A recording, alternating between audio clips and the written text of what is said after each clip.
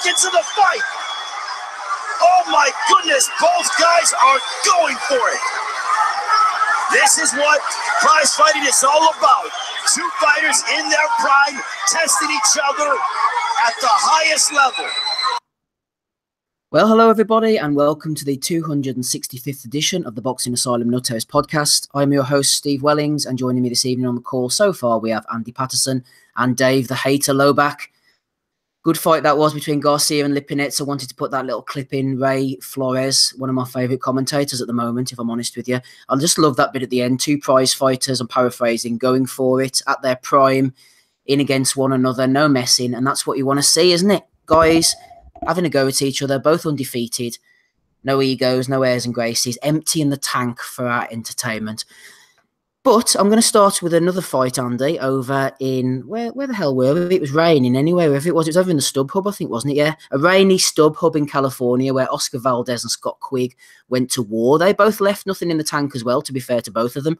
Valdez a lot smaller than Quigg, obviously. We all know about the debacle with Quigg not making the weight, etc. And his face looked like a bit of a mess at the end. Is it too simplistic to say, Andy, that if they'd have been in and around the same weight and Quigg hadn't have had that extra durability with the weight that he was carrying, that Valdez might have got him out towards the end, or do you think Quigg would have hung in there? 16 pounds of difference, wasn't it? It's a lot of weight when you're pounding on it, but I really don't know.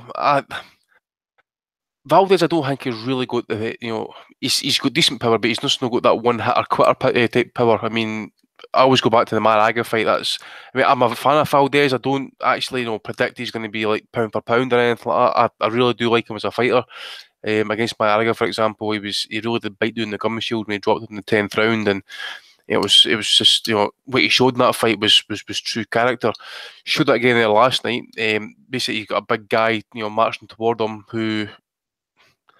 He's just a messy scrapper, that's all he is. I mean, he wasn't really kind of laying anything up with a jab. He was just basically trying to get into it, basically walk into distance, take whatever he had to take, and basically try and get some shots off.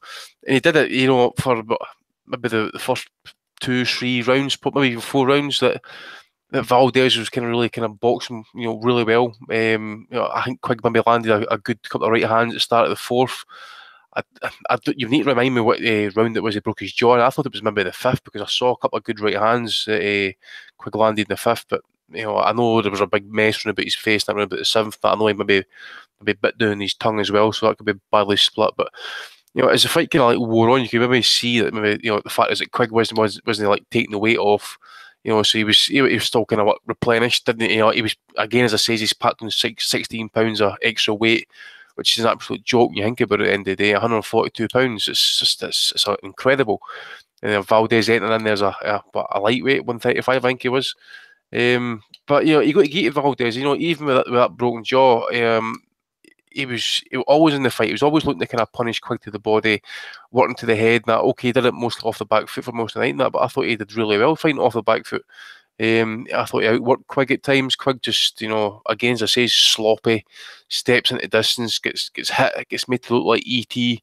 Again, as I say, it was just, no thought to it. I did say to you guys that as well. I never really saw him throw 2, 3, 4, 5 jabs in succession until about the 10th round. Absolutely kind of, European level kind of performance. I'm right. E.T. I've seen the pictures after the fight. I mean, he looked awful. He looked awful. He looked awful. But you got to give Quigg credit as well. That's a broken nose he's had to fight through.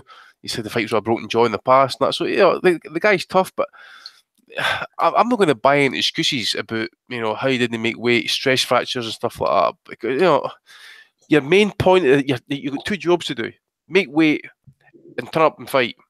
You fail to do one of them, so you're entitled to get other shite coming your way. I know you've tried to apologise and all that sort of stuff, but it doesn't cut any mustard. You fucked yourself big style. You lost about, say, 40-50% your purse, possibly, maybe slightly less than that, and you've basically fucked yourself on the world title rankings as well, because nobody's going to take a chance on you again. I find it weird that he put in all this work, supposedly all this work during camp. It was one of his roughest camps ever. He worked through a broken foot to get not really that close to the weight, but as close to the weight as he could, supposedly. And then he refuses that second day weigh-in, putting the fight in jeopardy. Like, Valdez did not have to fight.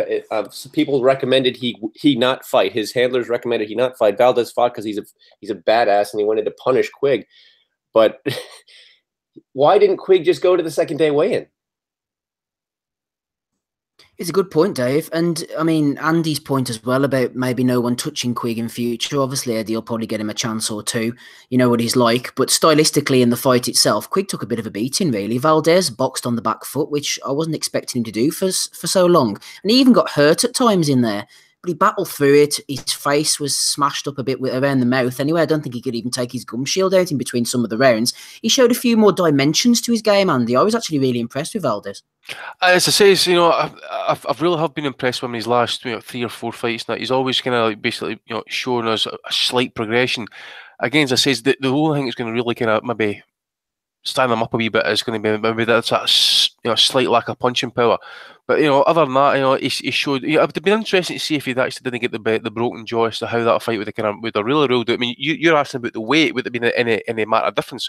Well, would there been a big difference if Valdez's performance if he hadn't broke his jaw? You know, would there maybe be more kind of step in there rather than kind of like fight off the back foot all the time? But again, he did what he had to do. Again, he was hurt in the fight, Valdez. You know, I think he buckled a couple of times. You know, maybe we're at the 10th or whatever it is.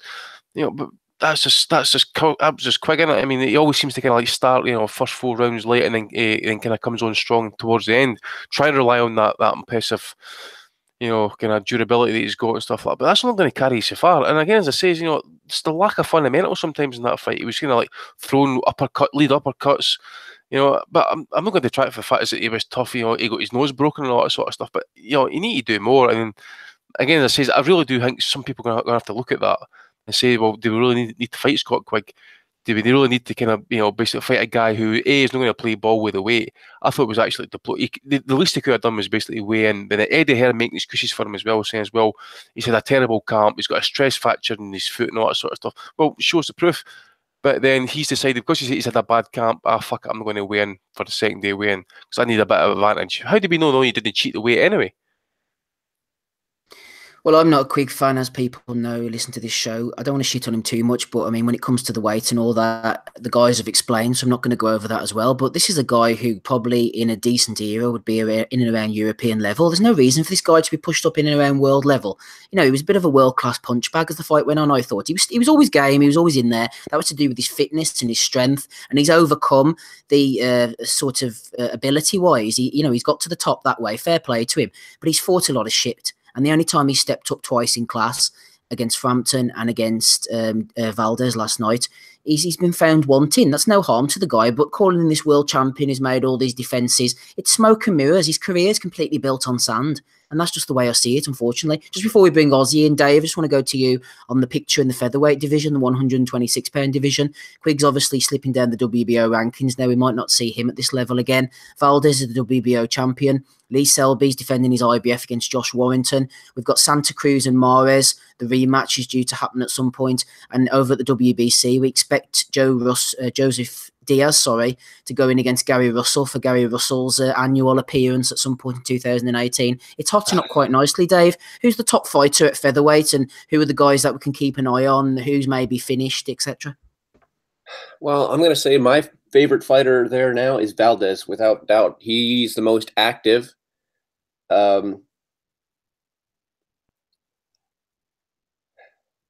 Wait. No. Is Lomachenko at that weight? No. Still? Super. Oh, he's moved up. Okay.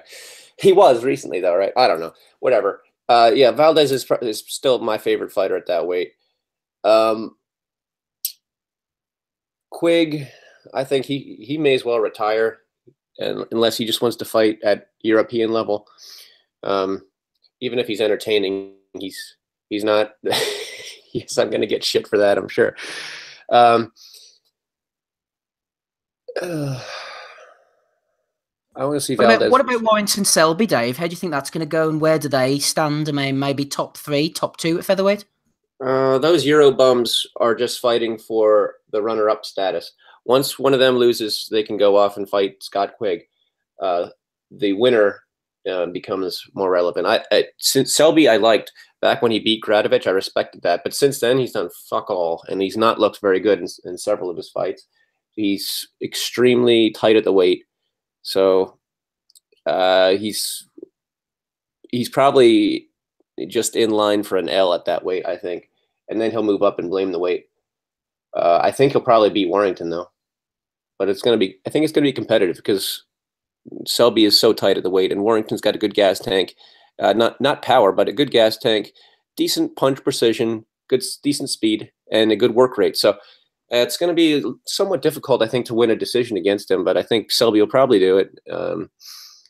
And then I guess he'll move up. And then I think that those two won't necessarily be that relevant at the weight class anymore. Okay, thanks for that analysis, Dave. Brace yourself. Right, Ozzy, good to have you on the call with us. We've had a question in from Boxing Tweets 24/7. It's not really a question, he says. Oh, okay. And I'm sure you'll talk about it, but as valiant as Quigg was last night, I don't see any progression since he moved from Joe G to Freddie. He comes forward relentlessly, but doesn't use the jab at all. Too easy to counter with big lefts. I suppose the fact that he started a bit quicker, which was a good thing, Ozzy, but other than that, he reverted to type, and he didn't really offer too much more than if Joe would have been in the corner. I agree. I think defensively he's actually worse since he's moved, and that's saying something because I'm not a big fan of Gallagher's at all. But for Quigg, it showed in his last fight. I forget the guy was he from the Ukraine or something like that. Whilst he wasn't a big puncher, he hit Quigg quite a lot, and it showed yesterday as well that Quigg simply relies on sometimes just a gas tank. And he does have a good chin. I think it's proven that he's taken the shots of Frampton and VALDEZ. But yeah, for me, he's not really done anything. I thought you can't get caught that much. I mean, he looked like the Elephant Man after at the end of the fight. That nose is a real mess. He won't be able to do anything for a while. My gripe with him is that I don't know why he's gone into the fight when he's done a metatarsal. Yes, he's fit and stuff like that, but then fair play, he wasn't using it as an excuse.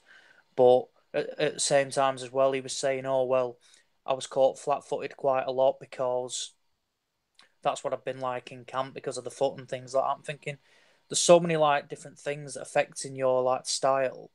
Then why not just pull out? We all saw the purses. Apparently, got $120,000.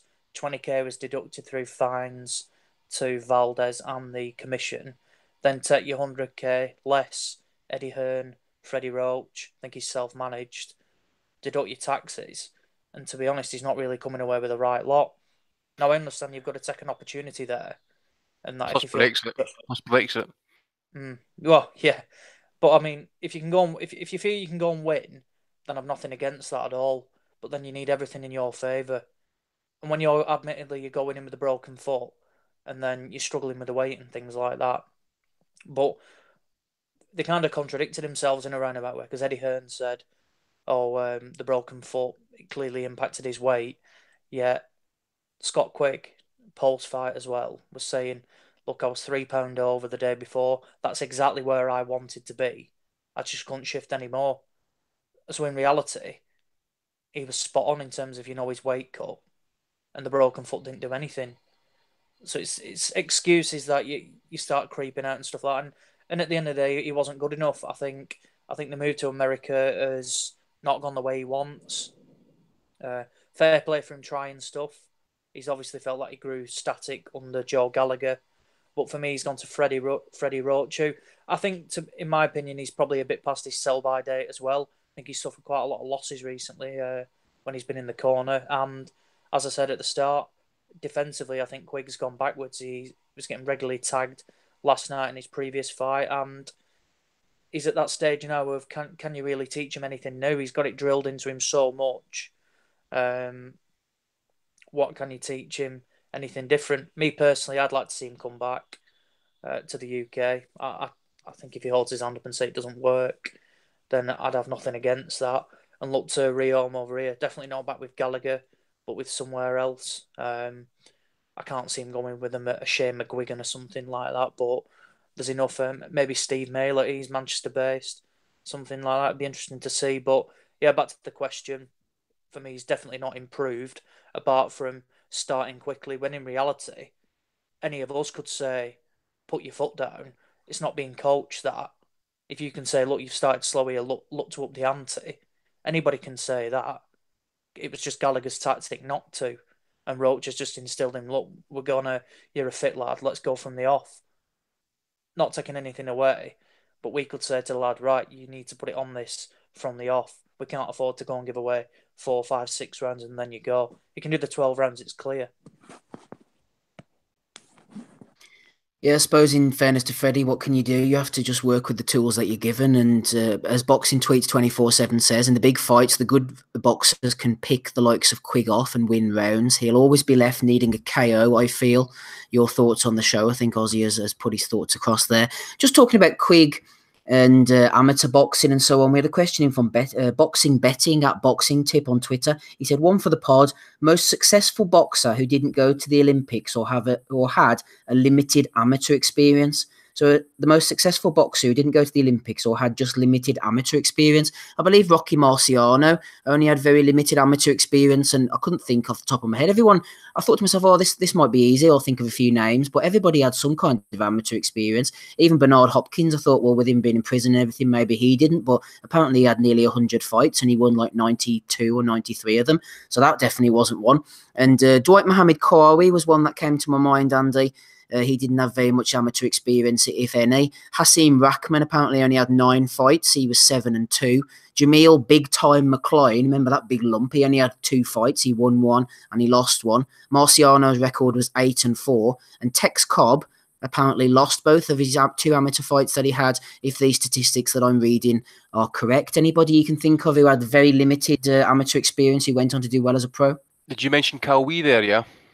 Yeah, Carway, yeah. He was the main one that I thought of. Yeah. I'm actually reading Ezra Charles' book, won by William Detloff, and the one that springs to mind, I'm sure I read there, was Billy Conn, light heavyweight champ. He fought Joe Lewis, almost beat him, got knocked out in the 13th round of the first fight. That's the 2 that come into my mind at the minute. If anybody can think of any on Twitter or on the panel, then hit me up and we shall continue. But yeah, Carway is the main one, I think. And I was surprised at Marciano's record there, 8-4, according to the research that I did. I thought he would have had a better one than that. I know he had a big baseball background before he got into boxing, so maybe he wasn't up to much pugilistic action. I've had a thought. Mundine. Good one. I was just thinking about, try to think like more current era and stuff like that. Rungrong. Rungrong. I know he was in prison, but he was more like a kickboxer probably. Don't know if he did any amateur. Yeah.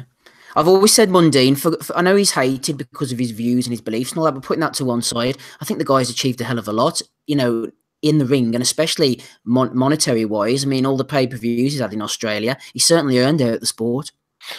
Well, we mentioned that a couple of weeks back. I'm sure was one of these questions came across now, who's earned or who's done the best with what they've had and stuff like that. Mundine was always kind of near the top of that list. I'm sure you mentioned that.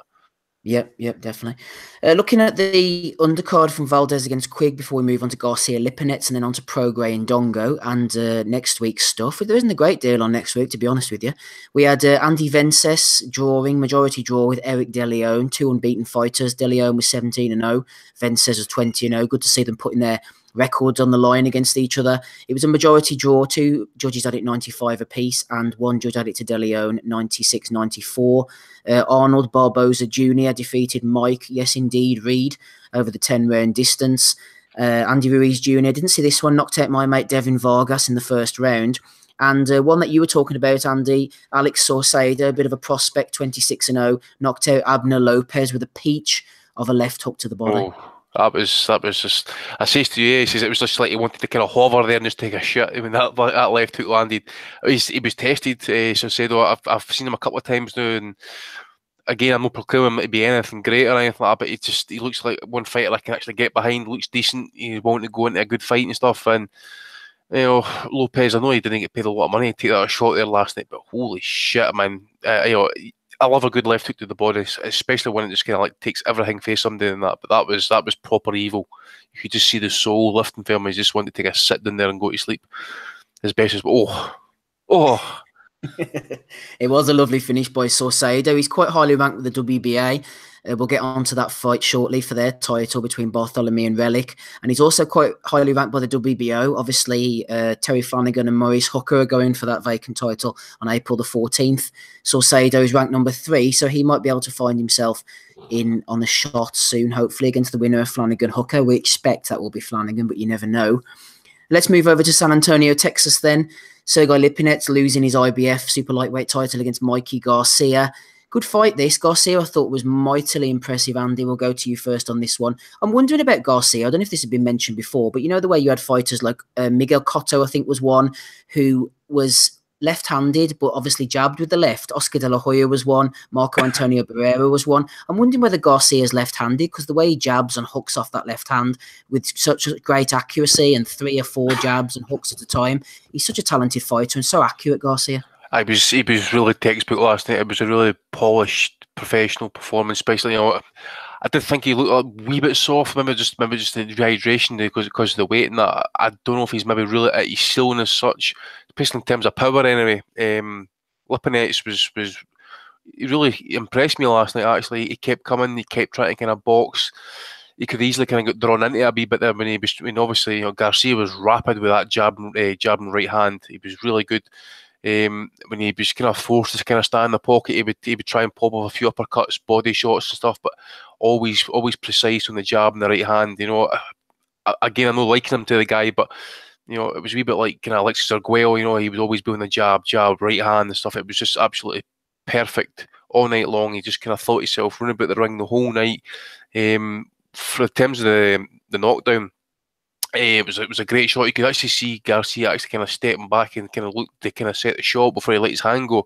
I think it was more a kind of stunning shot on Lipinets, because I think it was kind of slightly square on, so maybe that kind of slightly kind of maybe buzzing a wee bit more than kind of what was actually kind of meant to happen with a knockdown or whatever. But it was again, it was a great performance. Scorecards were fair, and I don't know what he's going. Maybe he might go for the Relic fight for the unification. I really don't know.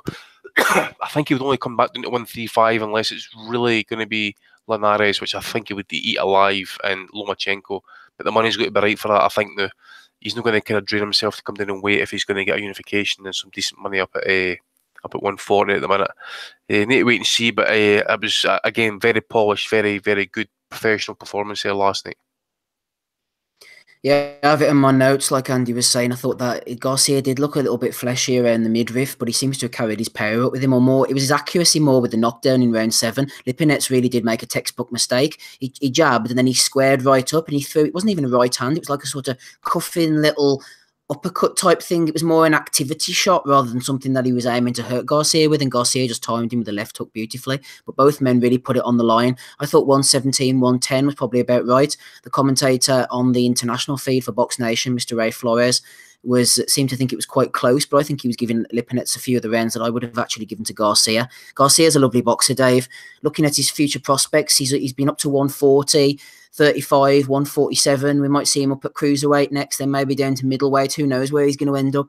But more realistically, he could take the unification fight with Relic, but I'd like to see him in against Linares. I do expect Garcia to beat Linares, and I think he would give Lomachenko a good fight as well. Or maybe one fight, Dave. What about this? Down at 135, Garcia against Robert Easter Jr. for the IBF title. What about that one? Well, I don't know that's necessarily a good fight. I think Robert Easter gets the same treatment I think Linares would get, which is splattered all over the ring, probably knocked out within the first 6 rounds. I think Garcia is that good, especially at 135. If he can, I don't know how tight he is at the weight. He was pretty low. I think was he down at 126 or 130 when he fought Salido and was puking in the elevator? 126, I'm sure it was. I was draining himself, really badly draining himself for that one. I mean, you could see the agony in his face there. So 135 should be fine for him. I mean, he looked soft last night. Why not? I would prefer to see him there. Maybe he wants the names at the higher weights. Maybe he wants revenge on Crawford for beating him in the amateurs. It's hard to say though, because he moved over to Heyman. So, but I'm very much against using that as an excuse for fights not to be made. I think if you're at a weight division with good fighters, you should be expected to fight them no matter who you're with. And this guy and Lomachenko is the fight to make. Whether we'll see it, who knows? It's not looking likely right now, being that Garcia says he wants to go to welterweight and just fought at 140. But that's still what I want to see most. I think that's the best fight for either guy. I don't think Mikey Garcia is going to do as well at 147. He gets hit a little more up there. His power doesn't seem to be nearly what it is at 135, which is tremendous power, to be fair. We saw what he did to poor Zlatan and iced him, and that was with the right hand. So if he's left-handed, well, he uses his right to masturbate, I guess, because that he's got a strong right arm as well. The Linares fight is decent, but I still think there's only one winner of that, and that's Garcia. I would go for. I wish this Lomachenko-Linares fight could get done, and then the winner, which would be Lomachenko, fights Mikey Garcia. Yeah, we really need to get that down to two opponents rather than kind of three. We need to get somebody, Lomachenko, Linares, or vice versa, whoever. Two of those three need to fight each other so we can then start to get the cries for the big fight to happen. Because that's probably the biggest fight round about lightweight, light welterweight, and that we can be made at the minute. Again, you have Bob Arum holding it up over some women's softball game or some shit. Yeah, I think it relies on ESPN moving that program or whatever it is. But then you got Imam and Ramirez fighting next week as well. So again, that's another couple of kind of potential opponents. And as Steve mentioned, they're Flanagan and that. But again, I don't expect Flanagan to be mixing any unifications or anything like that anytime soon. If he wins next week, I mean, it's going to be like, I don't know if maybe Ozzy would agree with me, but you think that's getting set up, Ozzy, if Flanagan wins next week, that Jack Catchwell fight's going to get made somewhere down the line? Because they are talking. Warren wants it. I think it was getting bigged up when he was with his previous trainer, Jack, that they want it. Me personally, I don't see it happening next. I think it would be better in 12 months' time. Jack needs to go and prove that he can operate anywhere near Flanagan's level at the moment.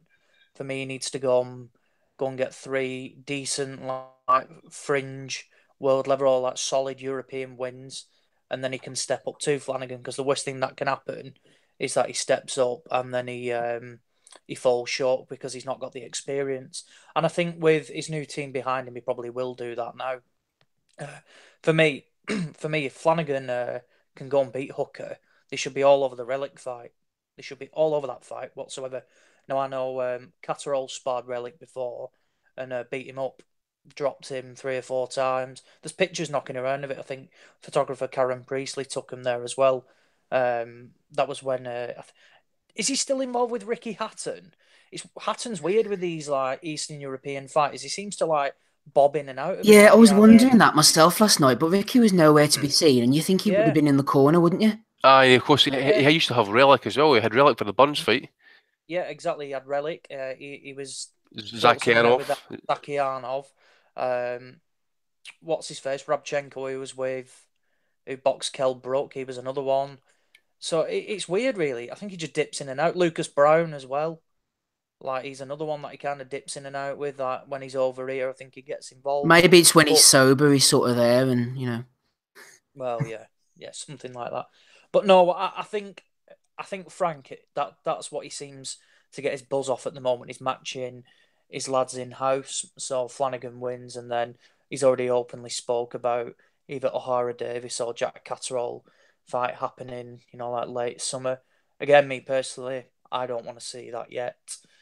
Flanagan, it's at a division where he can potentially go and unify it. Relic's not exactly a huge name, where it's going to cost whatever, an absolute fortune to get him over. And unless the Garcia fight's there for him, probably coming boxing, the winner of Flanagan Hooker is probably one of his better money makers for him.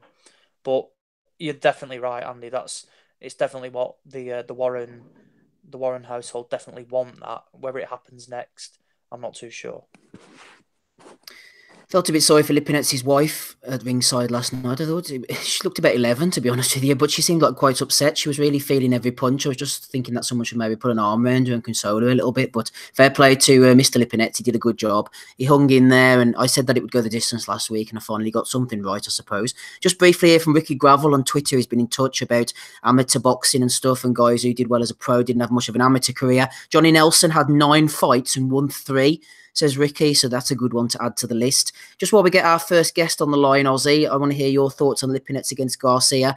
Garcia's a bit of an enigma, isn't he? I'll be honest, casual as I was, I don't know. I was never really that up on Garcia's career when he was boxing down at the lighter weights. I don't remember him seeing him fight Salido or any of these guys. It was only when he took the break I became aware of him, and then I saw him fight Elio Rojas on his return, and obviously I was there when he knocked out Zlatikana, and I've took a real interest in him now, and I like the way he's moving about and trying to get good fights, but he needs to also find himself a home, I think, Ozzy. He wants to do this Mayweather thing where he's not tied down by a promoter and, you know, the trouble he had with Bob Arum and what have you, but he needs to really sit down and say, you know what, I'm going to sign against a Linares or a Lomachenko or somebody. It goes both ways, doesn't it? We need to see him find a weight class and find a couple of dancing partners before he retires. Definitely 100%. And already I think him moving around and things like that and not tying him down to someone is potentially scuppering any potential fights already. In terms of the fight itself, he's so good to watch. He doesn't really like waste anything. He's precise. His jab's excellent, but fair play to Lipinets, because when he it looked a relatively heavy knockdown. That, I mean, it's strange really, because there's no, you know, like real and he gets a hell of a lot of power from that hook, and it's a relatively short shot, isn't it? You know, he's not like winding up or anything like that. But fair play to Lipinets. I thought he had some decent success at times as well, and it shows that he can definitely come again. What was that, his 14th fight, something like that, Lipinets? So he can definitely bounce back. For Garcia, I think the one we want to see is the Lomachenko fight. And if it isn't, I want to know why people don't want that. Linares, I think he'll have a bit too much for him, but I would definitely want to see that as well. I think that could be potentially great whilst it lasts. Definitely think he has the power to stop Linares. And if he wants to go up to 147, then there's only one fight we want to see there, and that's Terence Crawford. 100% want to see that. I wasn't about the amateur defeat for Garcia with Crawford, so definitely I think that would be excellent as well. And I just hope, and I think everyone will probably agree with me, is that we don't want to see boxing politics or promotional battles come in the way of scuppering these fights. And that's not just involving Mikey Garcia. That's involving the other big names in America and the UK. I think with that many good fights on offer at the moment, I think it's time where people start working together, because I know I don't really care about what the fighters earn because I don't get any percentage of it, so it doesn't affect me. But as a fan, I want to see them. And obviously the fighters, they're going in with the best. It's unless they're on, like, they've got some huge backer where they can just naturally earn millions of dollars, then the bigger fights ultimately produce the bigger paydays for them. And that's what we all want to see. For Garcia, I think I don't mind if he stays at 140 for a couple of fights and then goes up to 147. Be interesting to see how much power he can take up there, particularly against the more elite names. Like I said, Crawford's going to have a belt. He'll be Jeff Horn. Does he go up for that straight away? I think Garcia's he's had a couple of WBO belts before, so it'd be interesting to see what happens. And like we said, we don't want to see him retire without missing out on the big fights, because he's a hell of a fighter, a serious talent, and we want to see him in with the potential with the best that are currently available in potentially 3 weight divisions, which is lightweight, super lightweight, and welterweight. Thanks, Ozzy. Good to have our friend Rob Kelly on the call as always. Rob, we started off the show talking Quigg VALDEZ. We'll park that for 1 second because we're on to Garcia Lipinets at the moment, in fact. What do you think about the Garcia Lipinets fight, Rob? I was very impressed with Garcia, and also with Lipinets for his toughness, for hanging in there with only 13 fights. Yeah, no, credit to the guy, like, because I thought Mikey would stop him, like, but I'd have my suspicions about his power at 140, and I worry about him going to 47. I don't know if there's the dog back again. In the vets yesterday, it cost me a fortune. Back again tonight. So, no, I think I'd worry about his power at carrying up to 147. I think technically he can hang on anybody. The straight 1-2 wasn't as effective in the early part of the fight, and he switched it, started looking for the left hook, and eventually in the exchange got him. And was wise enough to know that he wasn't gone, and he didn't go after him. So he's a boxer, like, he's a perfect technical fighter. Love watching him, like, so I want to see him against anybody, but 47 I think might be a stretch for him even. I don't know. I'm just suspicious that his power's not carrying up, like. And Rob, what about Quigg against VALDEZ? Tell me this actually, Rob, before you get talking about the fight itself. If VALDEZ were to fight Carl Frampton, I saw this mentioned on Twitter earlier, someone said that VALDEZ's non-stop aggression, his relentlessness would give Frampton a lot of trouble down the stretch, and I wouldn't necessarily disagree with that. I think that's a good point. How do you think a Frampton-VALDEZ fight would go? It'd be an interesting fight. We have to see Carl against Nuthouse first, like, to see kind of how, what he had left. He was a little bit rusty in his comeback fight. This is a brilliant test for him. You're not maybe getting the best version of Nuthouse, but he's still a dangerous fighter. Like, he was the fighter of the year before, like, so he's going to give him a tough fight. So we'll see. I suppose you might have signs of how much is really there for Carl. Is he is he going out with a bang, or will VALDEZ give him trouble? But I tell you one thing, it'd be a hell of a fight if they had it in Belfast. Hell of a fight and a hell of a get together for the Asylum too. Certainly would be. Tell me about VALDEZ against Quigg then. Quigg hung in there. Are you pissed off about the weight, Rob? It seems to be happening more and more in world-class boxing at the moment. Or do you give old Quiggy a pass, with the broken foot? I broke my foot. We were just saying, I don't know, like, about the broken foot. The broken foot comes out after he has made the weight, like, not to mention that. And you guys make fun of my impersonations. Was that supposed to be Mike Tyson? I broke my back. Spinal. Oh, dear God. That was even worse than Steve's. Well, I broke my fucking back. Mike, can you tell us about your injuries? I broke my back. Spinal. And I usually don't do interviews with Donnie unless I fornicate with him. Anyway. We're Quigg VALDEZ, man. Yeah, pissed off about the weight. Mad week in boxing. Fellas missing weight. Fellas cheating. Just another crazy week in the sport. This dog's doing me head in. I'm going to jump off for it. Fucking sell to Chinese, mate. Rob's going to jump off the dog. He's going to hire Joe Gallo to come in. Get back to us, hopefully. You're not impressed? Do you Tony Bellew for me then, Dave? If you're not impressed with my impressions. Actually, I was just listening to... I just took a little spin down memory lane this week, listening to the live post-fight podcast of Bellew Cleverly 2. It's legendary stuff. Although I have to say, a lot of you guys made some predictions that did not come true. You all had zero hope for Tony Bellew at cruiserweight, and he impressed a few of us. But let's just say your podcast isn't worth a carrot. I get more views with a fart than you do with your daft podcast. I do. You watch. That's no scouse, for Christ's sake. You have to really get stuck in there, Dave. I was sat behind some scousers once at a show in the waterfront, and I can't remember who was it fighting. I think it was John Quigley against John O'Carroll, and the scousers kept jumping up and down, and we asked them to sit down, and then eventually the one guy turned around to us and says, "I fucking paid for my teche. I'm not fucking sitting down, mate." And that's so there you go, Dave. There's one for you. Dave, I'm interested in the Scouser community if they all look like Rachel Cordingley. Okay, I think we should move on.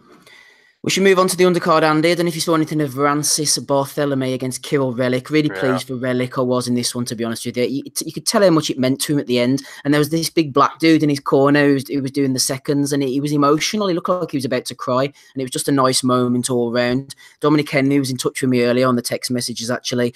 Rancid Barthélemy is right, says Dominic. That's what I've talked in the past. He's rancid, Andy. He doesn't throw any punches. He seems to have a nasty streak, and he deliberately hit Relic low at the end. Why not just throw some proper punches and show what a talent you are? Another wasted Cuban. What do you mean, at the end? He's been throwing low blows most of the night. I know he'd been that one at least twice. I think that last one was deliberately malicious. Aye, yeah, he has again. I think he'd definitely been malicious all night long. He was awful first opening rounds. It was like he's moving about the round, moving about the ring. Sorry, he wasn't getting anything really off. Relic just kind of walked him down. Good jab, right hand, did the body work. Just basically outworked him, and it's just proper name for that Bartholomew Rancid. He was absolutely just awful the whole night long. I don't know how many Cubans actually we've kind of wrote off this year alone. That must be what's it, 1, 2, 3. It must be at least 4, I think. I noticed one of the Cubans got beaten in the WSB there recently as well. One of the top guys, ex-Olympic champion, I think it was. I really don't know what else to kind of say about Bartholomew. Again, I just thought he was absolutely wank. It was just kind of like, it wasn't even repeat. It was just Relic was just dominant, constantly on top of him all the way through that fight, and it was well deserved. I know he got jobbed against Ricky Burns and stuff, but it was good to see him finally get the victory this time around. But it was really good to see it actually, because again, well, not so much Belarusian champions or whatever and that, but just to see a guy just basically kind of like just keep coming. That must be his third opportunity now at a world title. Finally got over the line.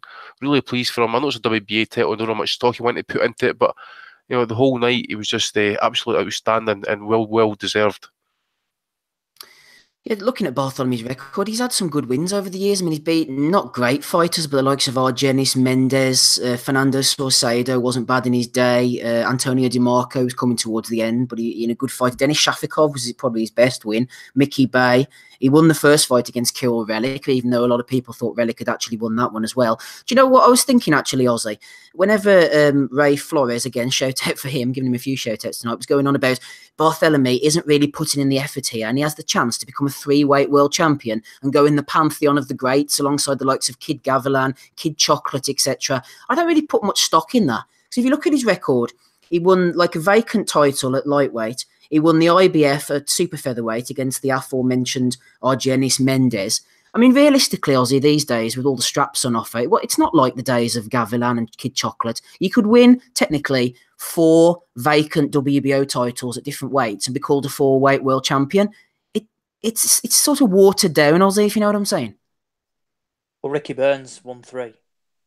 Now, I'm not the only one in saying that Ricky Burns isn't, in reality, fair play to him, he's done it, but he's not by no means, not comparing to some other 3-weight world champions, he's by far, the lesser of ability. Not taking anything away from him whatsoever, because what he's done is a hell of an achievement. But yeah, in regards to the Mendez fight, that was when Mendez was formerly trained by Lee Beard, and Mendez went into the fight absolutely.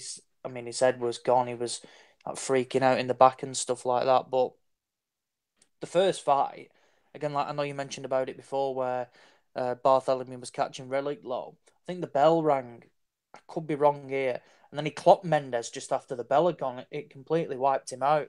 And it's just little bits like that. And then obviously, I think he beat him by the 4 pretty convincingly the fight after.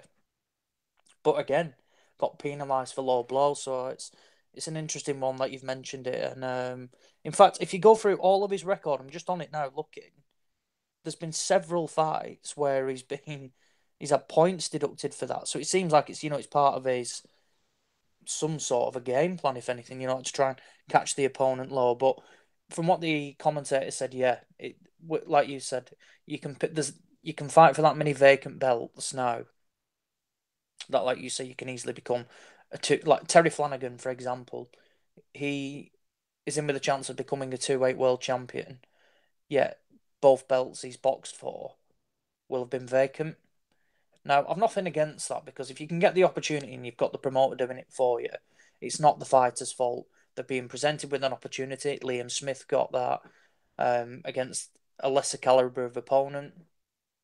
And like you say, he's then got the title of being the world champion.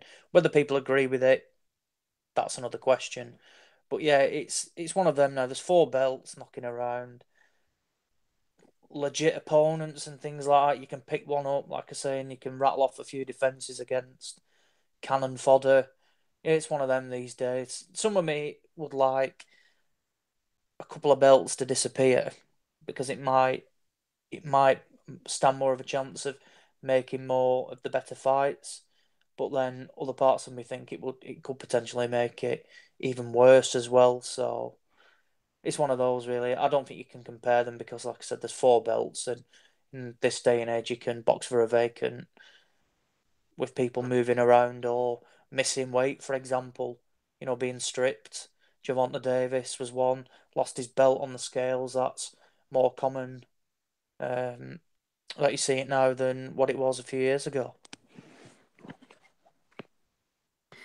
Well, while we try up our guest again, Andy, we've had a question from Tommy Roosh, and he says, after a great performance from Lipinets, I thought a good discussion point for the panel could be the best losing performances to have happened in boxing. Try to avoid close robberies. Anyone can jump in on this one, but think about a guy who clearly lost but put up a great fight. So put aside close robberies and think about when the guy, there's no dispute over the winner, but the loser really put up a great fight, even in defeat. And I was thinking, one that came to my mind was maybe Ray Mercer against Lennox Lewis.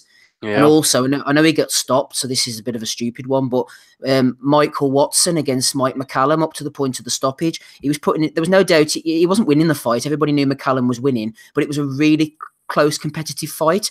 It's just one, you know the ones I mean, Andy, when you look at the scorecards and you could maybe see a 118, 110 and you think, oh, that was wide, but every round was competitive. It was relatively close, but there was a solid winner at the end.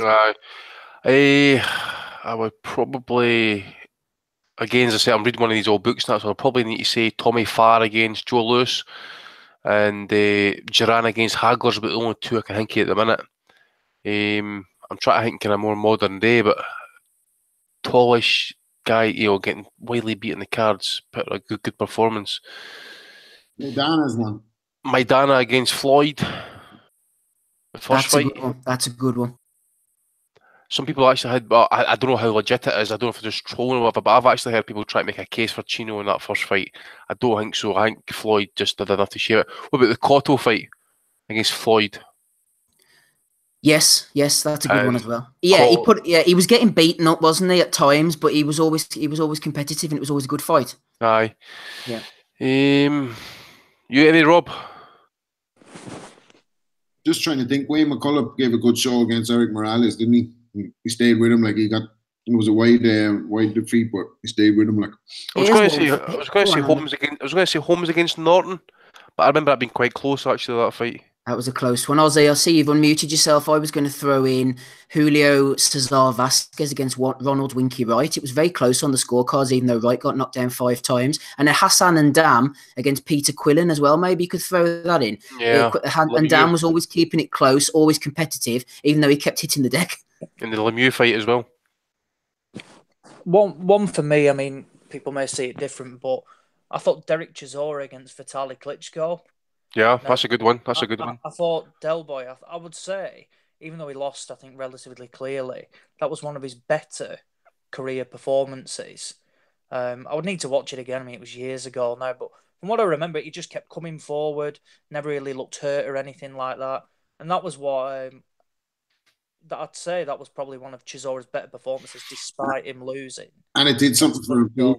Put his stock up, didn't it? Like it put him in a position because he had let the world down against Vladimir, but he'd gone and put it up to Vitaly, like, so it made his stock rise, like. Definitely, yeah. I think he boxed Hay after that. Was that when it kicked off in the presser after it, something like that, and it all kicked off. But yeah, that was one.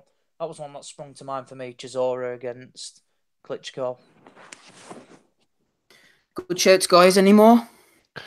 Well, again, it's because it's like the fight's got to go to points. It kind of limits your kind of options a wee bit. If you were going to say stoppage, like you obviously would kind of, if you added the stoppage part in it, you could say Hearns against Leonard, Lewis against Billy Conn. Who else was getting beat? Chavez against Mildred Taylor. You know, but Bruno against Lewis up until the top point of the stoppage. Yep. What about Tyson against Buster Douglas? I mean, that's a stoppage, though, isn't it? So, yeah, I think Tyson was such an overwhelming favourite. Then that was more of an anomaly, I suppose. We've thrown in quite a few there for Tommy though, so we'll move on. Well done, guys. Off the top of your heads, it's difficult sometimes to come up with these. So fair play to you. Right, while I try up our new guest, hey to Dave Loeb, I'm going to bring you in because we didn't have you last week, did we? So I'm going to ask you a question that I'd had saved from Rob Barnett on the Luis Ortiz-Deontay Wilder fight. Rob asked at the time, Dave, he said, having just watched Wilder against Ortiz, I had Ortiz 3 rounds up at the time of the stoppage. Was Wilder clever and wasting his time? Was Ortiz gassing? Was Wilder freakishly unorthodox? I'm confused of what to make of it. What do you reckon, Dave? What did you make of the big heavyweight fight last week? I thought I was here last week. Were you? You were here briefly, I think, and fucked off. Yeah, I was here. I think it's a bit of all of you've been sparring too much. You got too much fucking. I know. I can't remember shit. Yeah, I'm pretty sure I was here last week. Yeah, I said something about this fight. Sorry, Dave. Say something anyway. Well, I think he's right with all 3 or 4 of his analysis there. He gassed a little. He was hurt badly. Wilder is freakishly unorthodox, and it works against him in part, but it also helps him. I think it helped him in that fight more than it hurt him because he was pretty defensively sound for the most part. Only got caught bad when he ran in windmilling in the 7th round, and then the 8th he got bad. Yeah, he got battered pretty bad in the 8th. But that was, even though he was losing the 8th round and taking punches, you could see the momentum was going in his way because he is so well conditioned, and Ortiz was fading. Good win for Wilder. Actually, I just also this week I listened to Steve's Patreon rants as he drove home. So sign up to Patreon to get these beautiful rants from Steve Wellings if you want. And you mentioned you think that it's slightly lower quality win than Joshua's over Vlad, which I would probably agree with. Vlad is certainly just way more established. Ortiz had that better win than Vlad's over Bryant Jennings, which kind of raises his stock to a significant degree. But then that's basically his only claim to fame, although he was undefeated, of course. So whatever, yeah, good win. Sets up Joshua Wilder nicely. And who wins that, Dave? Quickly. Wilder ices him in 2 rounds.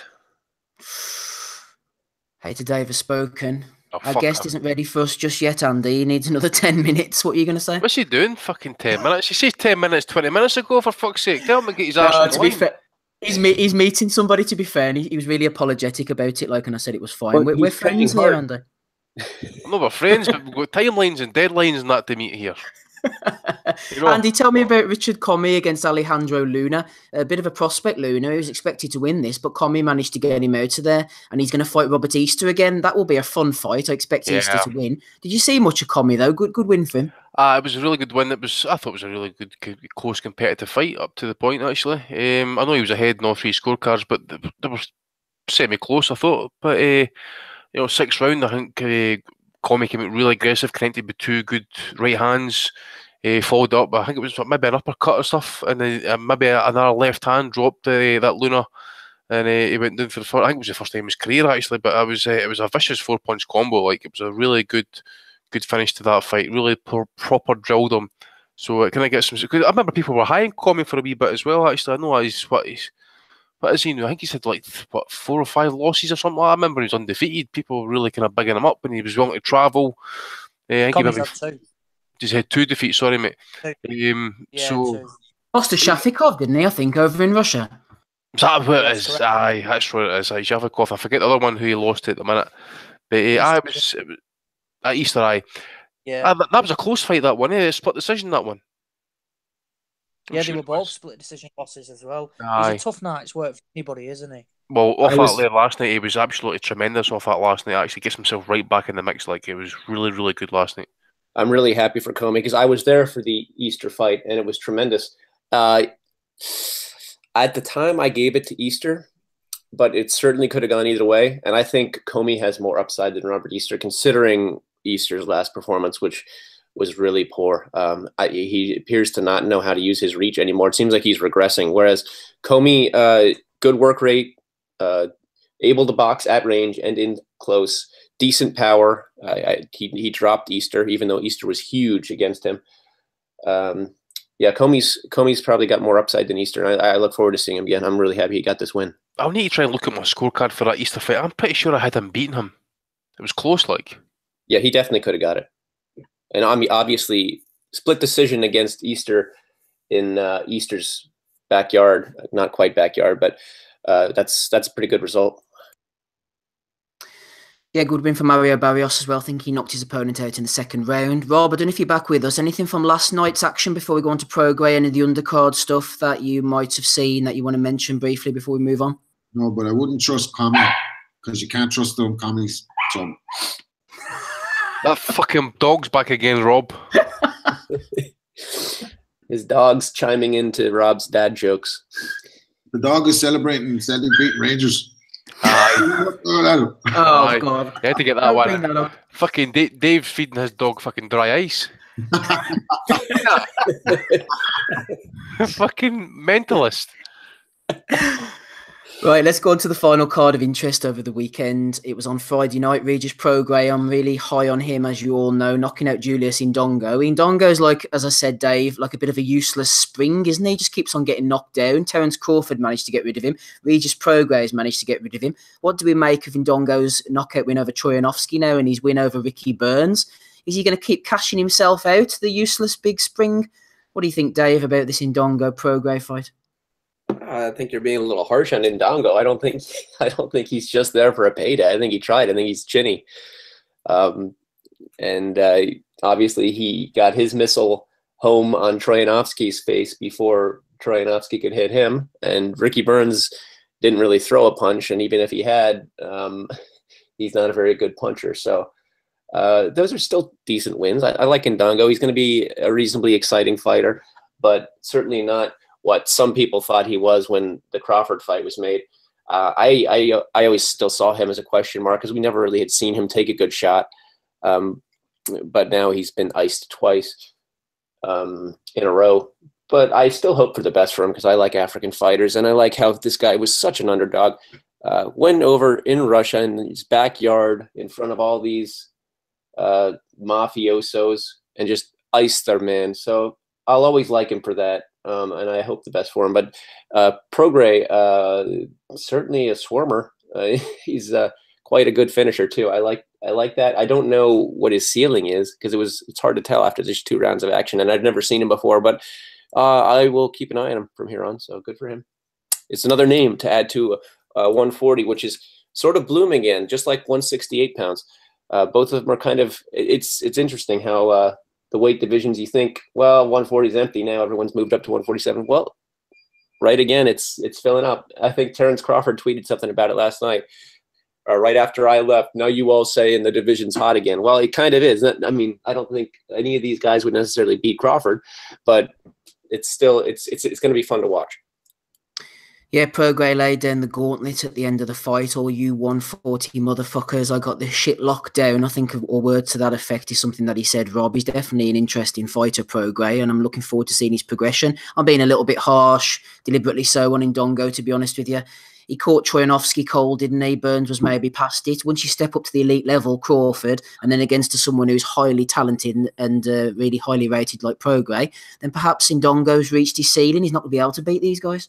Yeah, I mean, I don't think there's anything wrong with losing to Terence Crawford. Like, he's a top draw fighter. And this guy, Prograis, might turn out to be a top draw fighter too. What's the politics in terms of Mikey Garcia versus him? Is that on the cards? Or? Well, he's on Showtime, so yeah, I imagine so. Prograis PBC as well, isn't it? it? The Bella card that last day on Friday night, so I think that could be aligned with PBC. Yeah, it is. Yeah, you could see him out the 2 of them. They probably make that because I don't know if those bigger fights are going to happen straight away for them, like Garcia. Like, with everything that's been going on with him recently, like I could see that being the fight maybe before any others, especially after a good performance like that on telly. Like, so I'd watch that fight. That'll be a good one. I think Mikey would beat him, but be a good scrap. Certainly would, Ozzy. Prograis next in line will be the winner of the Amir Imam Jose Carlos Ramirez vacant WBC shot. I expect Ramirez I've seen limited of both, if I'm entirely honest, but I expect Ramirez to win that one. I think he might stop Imam late after a good fight, and then the winner will go in against Prograis. Would you fancy Prograis against the winner of Ramirez Imam, Ozzy? I think it'd be close. And do you know what? Yeah, I probably would actually. And what's interesting as well is who else is going down that line is Josh Taylor. He's definitely involved. I think he's got the silver belt, hasn't he? So what's he going to be? Does Prograde Box is the winner of Ramirez and Imam, doesn't he? Yes, Prograde And won some kind of interim bauble on Friday night. I mean, fuck knows why they put it on. They should have done it as a final eliminator or something like that because of the vacant titles on the week after. It will be an excellent fight, and it's one definitely to look forward to because unless Prograde decides, actually, I don't want to go down this route, it's definitely going to happen. So it's one definitely to look forward to. It's going to be, yeah, I think I would go with Prograde, to be honest, at the moment. I think I would have, I like what I've seen from him. I know a bit of criticism for Ndongo there, but I didn't expect him to do him in 2 rounds. Not like that. And he absolutely wiped the floor with him, didn't he? Very impressive. So yeah, so another addition to a weight division, which is like Dave said, it's really hotting up now. I wonder if Crawford could come back. Yeah, we've got a few more questions. We've also got Bellew of the Weeks and the previews for next week coming up. Rob Kelly's on the call, Ozzy, Andy Patterson, and Dave the Hater Lowback. Thank you for you all joining me. We'll try up our guest again for the 3rd time, hopefully 3rd time lucky shortly. It is genuine with him and he's well worth the wait, hopefully. Bit of a character, this guy. If you're listening on YouTube live right now, go over and hit the thumbs up, or if you're listening on iTunes as well, later on in the week, go and hit the thumbs up and show YouTube that you enjoy listening to us on a Sunday evening. Thanks to the guys for coming on. Final fights of this undercard over in South Dakota on Friday night. The undercard of Prograde and Ndongo, that is. Junior Farr, not sure how far he'll go. He beat Craig Lewis at heavyweight, a bit of a limited New Zealand boxer, I think he was, Mr. Farr. Will he follow in the footsteps of David Tua? Maybe Joseph Parker, possibly the new Shane Cameron, who knows. And Ivan Baranchuk, Andy. I don't know if you ever saw this one. Baranchuk was supposed to fight Anthony Yigit. Yigit didn't fancy it. Don't blame him. Peter Petrov, game as hell, came in, always has a good go, but just kept getting knocked down after knockdown. And Baranchuk, if you want to get on board with another Eastern European beast, this could be the man. Yep. It was a good fight to at last, I suppose. Petrov, obviously everybody knows Petrov is some sort of limited, but he did take the fight. What was it, 4 days' notice? I think we mentioned last week. I think it was late last week, and that we mentioned that Yigit was called out because of illness or whatever. And that, yeah, but it was a good fight. It was a good start to the weekend, I suppose, on Friday night. But it was just, in the end, it was just too much for him. He just basically kind of set it upon him, and it really does kind of like propel him into kind of a good position. So I really don't know what next is going to do with him, but definitely he's on the right path for a world, no a world title fight, but he's going to get another chance at another big fight. It's not coming up here, but yeah, it was a good fight till it ended. The fact that Petrov came forward so erratically, Ozzy, against Baranchuk and really put it on him. The fight between Petrov and Flanagan was such a dull affair. I remember, people were walking out. It was real boring stuff, if you're honest. But to be fair to Terry Flanagan, does that really show where his strengths lie? The fact that he managed to negate and diffuse Petrov so effectively that I can barely even remember him coming forward in the whole 12 rounds, whereas he never stopped coming forward against Baranchuk. It was absolutely awful, that fight. Absolutely appalling. But yeah, I mean, I rate Flanagan. He just doesn't have the pop, does he? But what he has been saying is that he's been nursing an injury for the past 2-3 fights. So it's going to be interesting to see what he's like at a new weight. Now, I know he struggled to get down to that. And I think a win over Petrov, like the way he nullified him, was one that, whilst it wasn't entertaining, should still be respected because the guy was legit. He was ranked by all the governing bodies, and it wasn't, just like where he was like propelled in one. He was ranked relatively high in all the governing bodies. And for me, I thought it was a solid win. It wasn't entertaining, but it was still solid for Flanagan, and probably one of his better, if not the best win on his record at the moment. That saying, I thought he looked small in there last night, and Baranchuk just looked relatively big compared to him.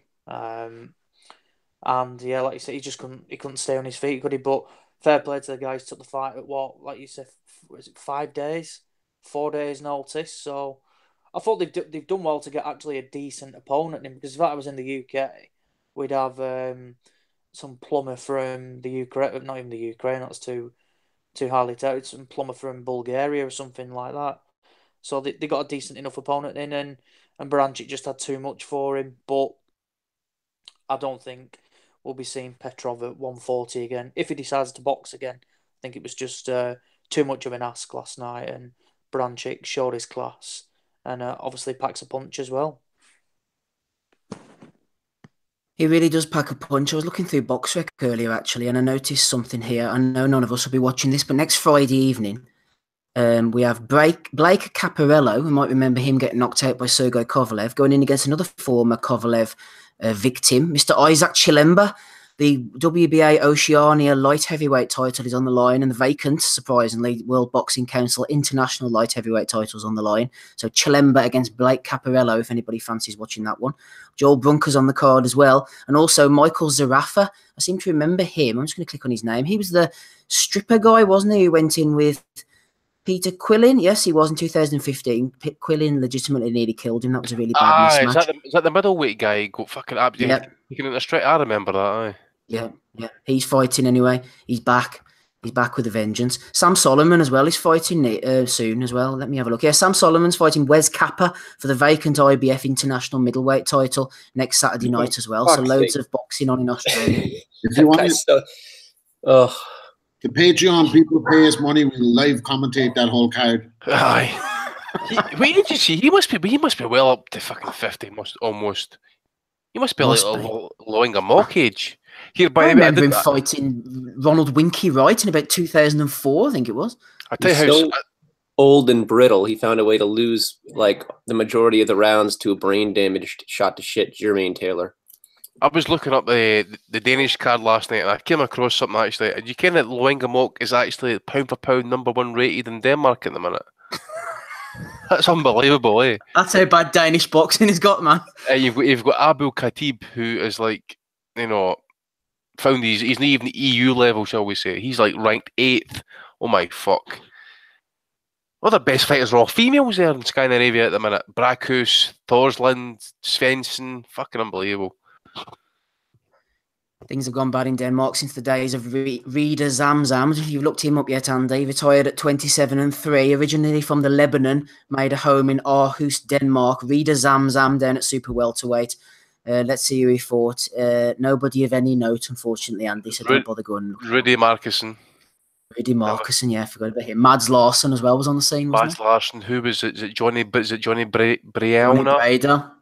He fought Oscar De La Hoya. He was WBO champ for a while. He used to smoke about 40 a day, didn't he, Breda, I think? He was a decent fighter, actually, that boy. He was a good fighter.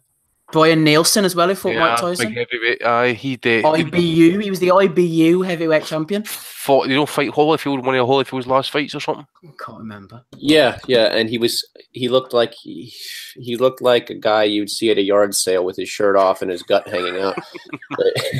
I think during the weigh-in he pulled his trunks down and showed everyone his ass because he like was having a schizophrenic episode and said that he heard somebody tell him to do it.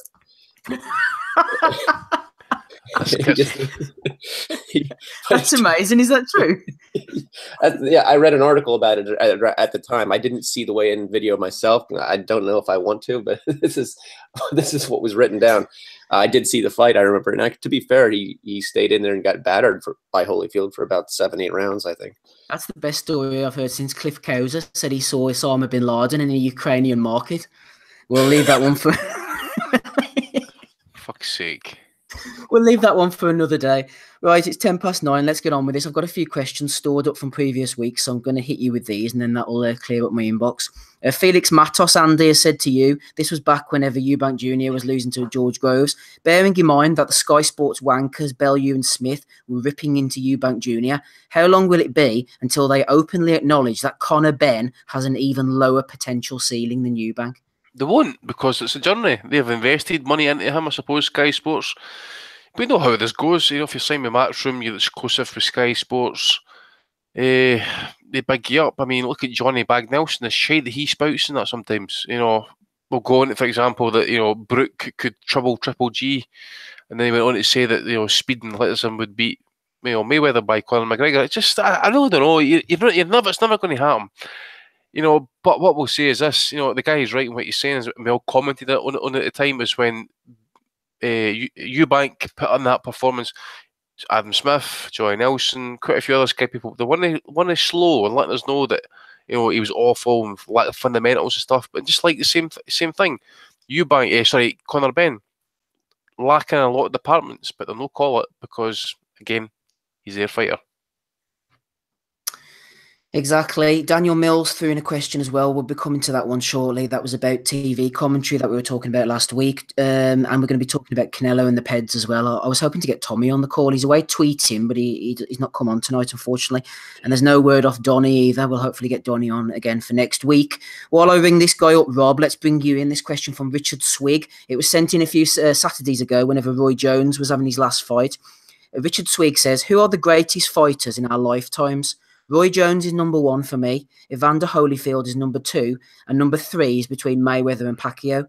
The argument that Roy Jones Jr.'s legacy is lessened because he carried on longer than he should have is a bullshit argument, and it always has been. It was his insane desire to be great that made him go above and beyond what fans wanted him to do.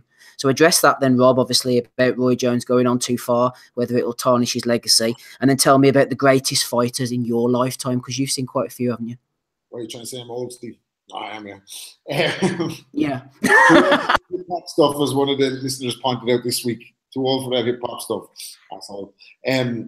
Roy Jones' legacy is not sour to me, because to me he was one of, I think we mentioned this before on the pod, to me I thought he was one of the greatest I've ever seen, if not the greatest in his prime.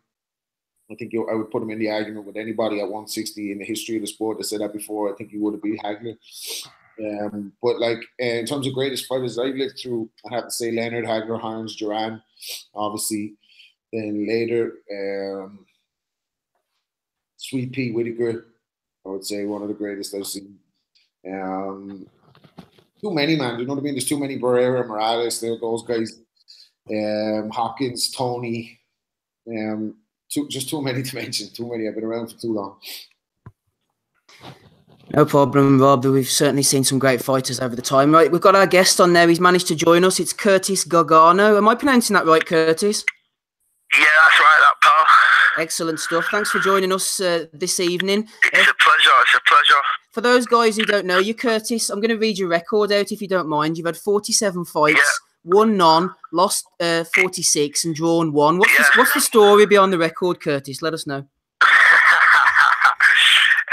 Let me just say, maybe I beat myself 98% of the time. A lot of kids, I can beat these kids. And they know I can beat these kids, but they just have that extra push, you know, with fitness-wise. Yeah. And you got to realise this, mate. I'm a light middleweight, really. I'm only 5'8". I'm fighting big light heavyweights. I've not really been dedicated as what I should have been. But like I say, for a journeyman, I've only had 47 fights now. My career is going to start now. I've done it the backwards way, let's say. I weren't dedicated at the start. I trained myself at the start. And I didn't realise how far I could go, to be honest with you. Whereas last year I had 20 fights in 1 year, which is good. Which is what a top journeyman does. Do you go out there, Curtis, to obviously try and not get stopped so you can box again in the following week? Yeah, that's it. That's the whole point with me. Yeah, it's not getting stopped. Are you there, pal? Yeah, I'm listening. Go ahead. Yeah, the whole point of me is to not get stopped. Whereas at the end of last year, because I had 20 fights, I picked up an injury. I boxed in Ireland against the Irish champion. Yeah, that was Craig McCarthy, yeah? Yeah. He's a very good fighter. And I got an elbow injury in there. And what it was, I don't normally get injured. And I had like 2 more fights after that. And my arm, it was like, when I was taking the punches in the arm, it was something gone in my elbow. So, my body was just worn and torn at the end of the season, so I had to on my last fight, I had to take a knee. I didn't get knocked out, but my body just couldn't take it, so I needed a break. Do you know what I mean? And you fought Anthony Yard early on in your career. What's he like? Does he punch as hard as people say? Yard is an absolute giant for the weight. He's like a cruiserweight. But to be honest with you, when I boxed Anthony Yard, I think I did 6 fights in 6 weeks. I boxed some very, very good top opponents. I boxed in Denmark, I think it was the 5th of December. Against the top kid, he's the IBF Youth World Champion now, 12-0. Boxed him, it was his first fight. I did 6 rounds with him. Come back and I boxed Tommy Tafer, he was 12 lost 1 or something, but he's a banger. Yeah. Like Andy Yard, just as strong as Andy Yard. And I did 6 3-minute rounds with him the week before I boxed Andy Yard, and it was grueling. It was tough. It was 2 days before Christmas. I'm not gonna lie. I was getting top money. He was way too big for me. I don't want to take nothing away from him, because if he would have boxed me the week before, we would have gone a distance, mate. I'm telling you now. But it was 2 days before Christmas. I had my jeans in my boxing pack. I was going out. I just took the knee, which I'm ashamed of now. Yeah. But after that won't happen again. That was like the young naive version of me, where I didn't really care. But I went 20 fights then without getting stopped after that. Curtis, you know the way you said you're going to dedicate yourself and all that stuff now? Are you going to drop down in weight and stuff? What's your plan? That is the plan. That is the plan now. I've come this far now. I'd love to get to 11.5 stone. That's the plan. We're definitely going to be at 12 stone. We're not fighting at light heavyweight anymore. No way. What do you think you can do realistically? Do you think you can maybe get in for like an English title or area, but up to British? What do you reckon? No, I'm not interested in nothing like that. No, I'm 34 years old. I don't care about anything. Don't mean nothing to me, that. You know what I mean? I'm not really bothered. I tell you all I want to do is have 100 fights like my dad. My dad had 123 fights, boxed Prince Naseem. I think we'll be the first 2 journeymen, father and son, to have over 100 fights ever. I think that's a good achievement. That should go in the Guinness Book of Records, I'd say, if that happens. Definitely. Was your dad your inspiration then, Curtis? Well, not really, because he was a loser. I used to think, why are you losing all the time? But I didn't understand that when I was a kid, that he was just providing for us. Do you know what I mean? Yeah. But, yeah, my dad's my idol, mate. But like I say, I didn't turn pro till I was 29, so there was no way I was going to go for an English title or anything like that then. I could go for an area title. I mean, to be fair, a kid who won the Central Area title at super middleweight, I lost by 1 point against him, and everybody thought I won that fight. So I'm probably area level anyway, if I dedicated myself. Curtis, you know the way Muhammad Ali had the Ali Shuffle? You have your own version, the Truffle Shuffle. What's that all about? The Truffle Shuffle, because I've got a little belly. So you know what's he called? The Goonies. Cumbernauld. Steve. Steve, you there?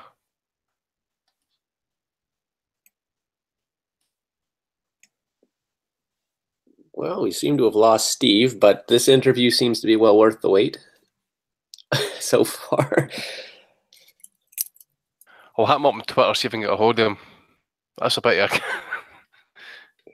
He's good too, that guy. I was slightly triggered a wee bit, wasn't he? I like the guy. I'm gonna, if I ever see him in a fight, I'll be rooting for him.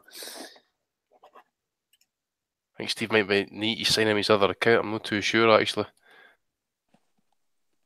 He's a character, Curtis. He's a real good character. Like I said, he knows his limitations, but he goes in there and he's boxing. Bloody, like he said, he's boxing 3 weights above what he should be. He's beating before he goes in because these lads are absolutely massive compared to him. But he's going around there, and for everyone who's if they're at a laptop or anything now, his dad was called Des Gargano, and he had 100 odd fights. He had absolutely loads, and he had a lot more wins. I think 33 wins. So, but 87 defeats, and he was the journeyman. And I think it's good that obviously he set out that he wants to be like his dad, and he doesn't, like he said, then he doesn't really care about winning titles. He just wants to get to 100 fights, and I think everybody happy when he does win one, doesn't he? Because he's had a couple of close ones where it's on by a point or something like that, and he had a draw in his first fight. So I think it'll be the biggest celebration of the lot when Curtis does get his first victory on that resume. It's interesting to hear from this perspective. I mean, you do it as a job, provide for your family, do it for the money, and seems to be. We actually talked to what was it, Clarence Tillman a couple of years ago. Heavyweight, yeah. Had similar outlook, although he was a guy who had pretty much an excuse for. Although you noticed. You remember I said to him, remember one of the times we had him on the call, and that is one of his fights, he was almost 300 fucking pounds at one point fighting. So it's probably a good thing that he continues boxing to at least stay free from diabetes. Steve, you there? Yes. Apologies about that, boys, but it's good to know that even though for some reason, I don't know what happened, my internet connection just cut off halfway through the conversation, but this appears to have continued. Everybody else has carried on. Is that right?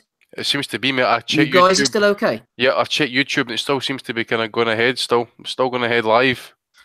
Well, apologies for the listeners for this, but I have wondered about this in the past because, as you all know, my connection is a bit dodgy. So the fact that hopefully YouTube is still pushing us on and I seem to be back here again, hopefully means that we're still running and everything's recording and connected as it should be. I've apologised to Curtis, and he said that was fine. He had to go anyway or whatever. So that seems to have gone okay. We'll maybe get him back again in the future. So yeah, sorry about that, guys. What were you talking about there when I was missing? Just talking about like so the like say Clarence Tillman, for example, guys like Curtis, for example, like their journeyman. Good to hear their side of the story. I mean, it's an unbelievable record at the end of the day. 0 wins, 46 defeats, 1 draw, and now he's talking about taking it seriously at 34 years of age. I know he said he was going to try and get down in weight. We were chatting away, the two of us, and then my screen just went blank, and I was like, "Oh, sorry about that, Curtis." So he said he would come back on again, and we'll get him back on. Unfortunately, it just didn't quite work out tonight, but that was my fault towards the end there. So apologies. Try and get him on like after he gets his first win, maybe. Well, hopefully so. I think we're all rooting for him. He's a character, isn't he? He seemed like a nice guy.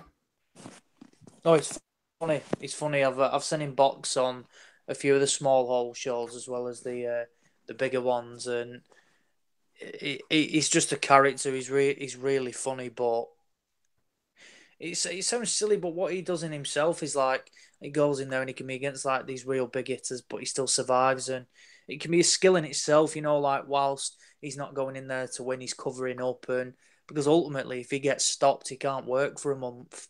And he's not one of these people, that's getting like 25, 30 grand because he's, like going up the ranks. He's probably on, what does a journeyman get these days for like a 4, 6, 8 rounder or something like? It varies, but because he gets stopped and he doesn't really earn any money anywhere, any other way. So it's like, speaking of journeyman, so William Warburton got another win last night, upsetting a 6-0 prospect last night. So he's no easy.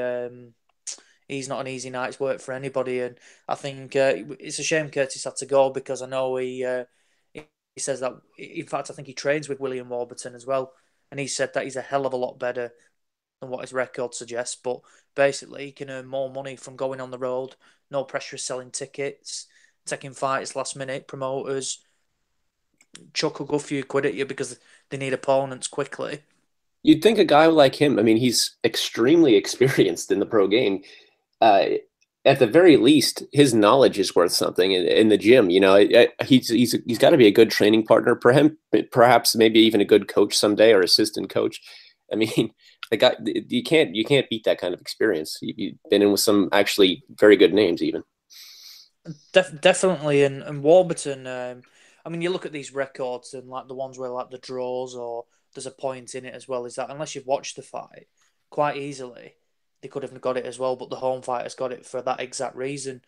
But like I said, Warburton's really, really, like I said, his record on his record now, it's 25 wins, 130 losses, 10 draws, and in that he's only ever been stopped twice. That's So crazy. I mean, that is some achievement. That, like, I know this is the different side of boxing, and he got stopped. I'm on the record now in the 9th of 10 rounds against Chris Johnson, and that was when he was boxing for a Central Area welterweight title, and then he lost on a cut against a looks like a Phil Fury. I wonder if he's any relation to the Furies. He is. Well. I remember Phil Fury fighting Joe Hillaby on one of the King's Hall undercards, and that was stopped on a really bad cut. So maybe Phil likes to throw the head in a bit. Yeah.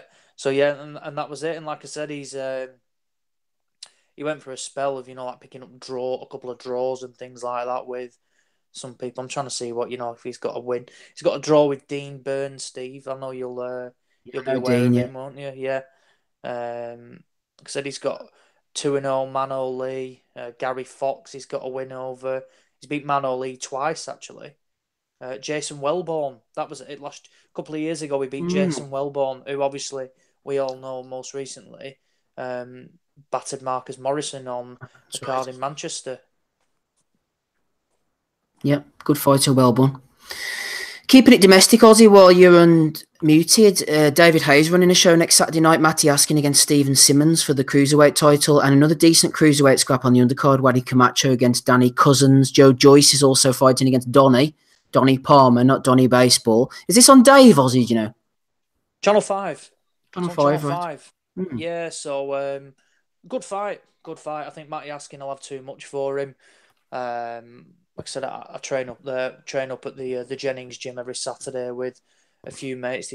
Matty's been taking us for classes, and since he's gone to Jennings gym, his career has only gone up. When he first got there, he got thrown into a British title fight with Orville McKenzie, and the first 6 rounds he pissed, and it was only for like experience and inactivity that he just died down the straight and lost by a round or something like that. But yeah, good fight. I'm not sold on Stephen Simmons. I think, did he get stopped by John Lewis Dickinson a couple of years ago or something like that? Doesn't really have the power, and I think Askin will stop him. I think he'll look good in stopping him in 4 or 5 rounds. I think he'll have too much for him. Who trains Stephen Simmons? Is it Billy Nelson?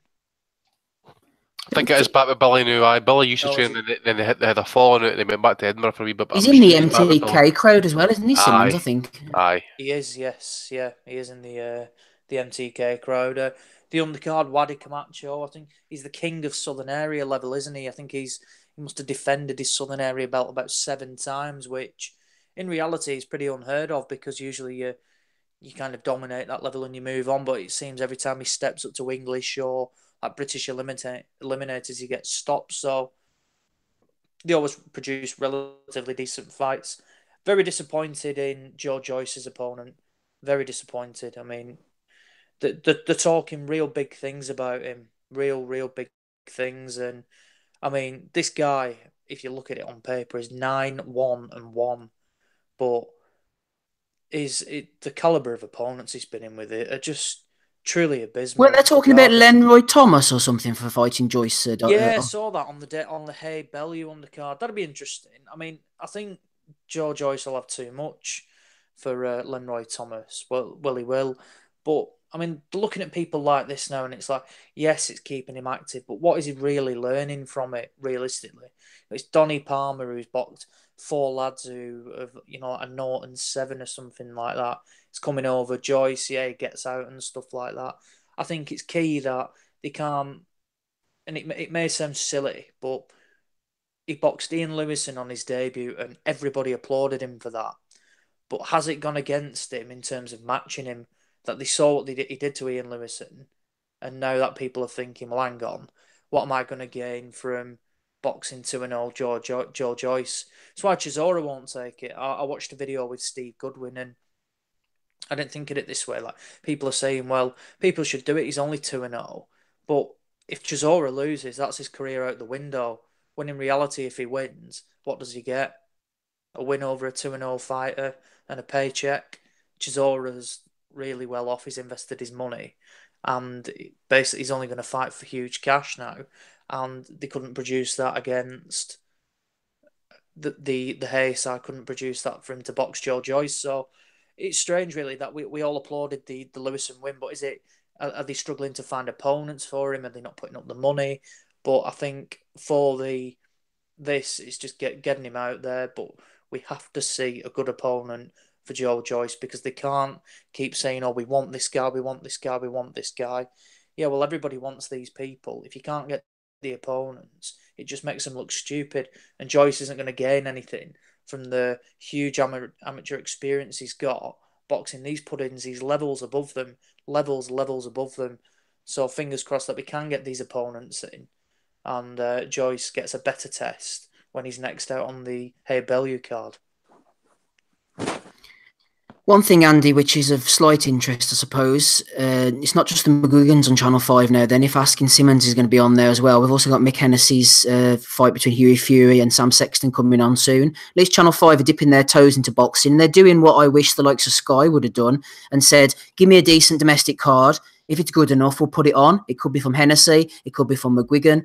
It could be from, maybe in the future, someone like a Steve Ward or a Steve Goodwin if they get up to that level. It could be Dennis Hobson, the way Free Sports are doing. Instead of these exclusive deals, I've always thought it's very simplistic, but put forward your plans, what you think you want to put together as a domestic show. If it's good enough, we'll put it on. Channel 5 seem to be adopting that approach now. Yeah, that's a good idea. That again, if Sky hadn't been so kind of like closed ranks, it could be classed as some sort of kind of, like you should do Showbox back in the day. So you'd have Showbox like maybe Thursday or Friday night. You'd have like the up and comers, just like say like Channel 5, and then in the end they might end up progressing, promoting the likes of Sky and that, like or normal Showtime like Showbox used to be and stuff. But no, it's good that we're getting a lot more kind of free air boxing and stuff.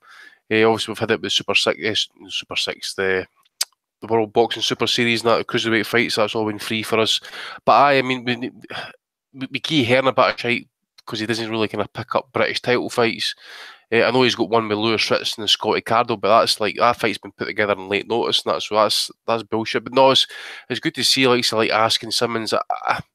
I like to see Simmons kind of come out, for example, and try and really, pour it all out in the line, because he has stated he's going to retire this year. So, it's his last chance. So go out and get everything, just put it all on the line, which I suspect he will. But I agree with Ozzy, he's not got the power, and I think he's prone to gas. I think he's good for about 4 or 5 rounds, and then he's got to gas, depending on what kind of conditions in this time round about. No, but we need more of this. I don't know. Obviously, I don't know if we're going to get all these fights on Channel 5. That's probably my only kind of gripe, actually, is lack of probably promotion of these Channel 5 cards, and the undercard sometimes either ends up on Dave or Spike.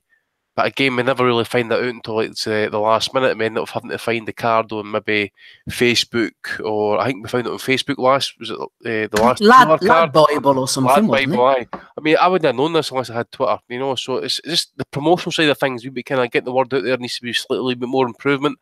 And it's basically his last chance saloon as well for Mick Hennessy. So he really needs kind of Hughie Fury to come through against Sam Sexton, because I think we've been talking about it there for about the last week or so and that, but Tyson Fury is going to sign for Matchroom. That seems like it's going to happen. Tyson Fury signing for Matchroom. We'll discuss that at some point in the future. We've only got a few points of interest to discuss, and then we'll get out of here tonight. Final card of the evening that we're going to talk about. Rob, I'll come to you first. Next weekend in the Madison Square Garden Theatre, actually in New York, we've got Jose Carlos Ramirez going in against Amir Imam. We mentioned this earlier for the vacant WBC Super Lightweight title. The winner will fight Regis Prograis. The Beast, Alexander Gvozdyk. Good to see him in action against Mehdi Amar. I think I've seen Amar at European title level. He fought... Who did he fight? Wasn't Kessler? Somebody. I can't remember. He fought somebody at European title level. And Felix Verdeo is returning as well. Michael Conlan, Jose Pedraza, Christopher Diaz. Quite a few decent fights on this card, Rob. What takes your fancy? I fancy Ramirez and Gvozdyk. And apart from Mick fighting on it, I haven't got a whole lot of interest in it, to be honest with you. It's not light my fire by any stretch. Rob's not going to be staying up till the middle of the night. I don't know about you, Ozzy. I'm just looking over Mars record here. It's Robert Stieglitz. I think I was thinking about Stieglitz fought him for the European light heavyweight title in 2016. I fancy Ramirez to stop Imam late, and I fancy Gvozdyk to get rid of this Amar character in about 6 rounds or so. What do you think, Ozzy? Yeah, definitely. I'm just looking at his record as well, and it's built up of not a right lot, to be honest. A lot of wins over nobodies. When he stepped up, he's lost. There's a loss to Hassan and Dam on there back in 2008. So yeah, I can't see him causing any problems to Gvozdyk. Main event will be fun. Obviously, it's gonna start, like we mentioned before, putting the pieces together of this WBC jigsaw. Video, he's back again.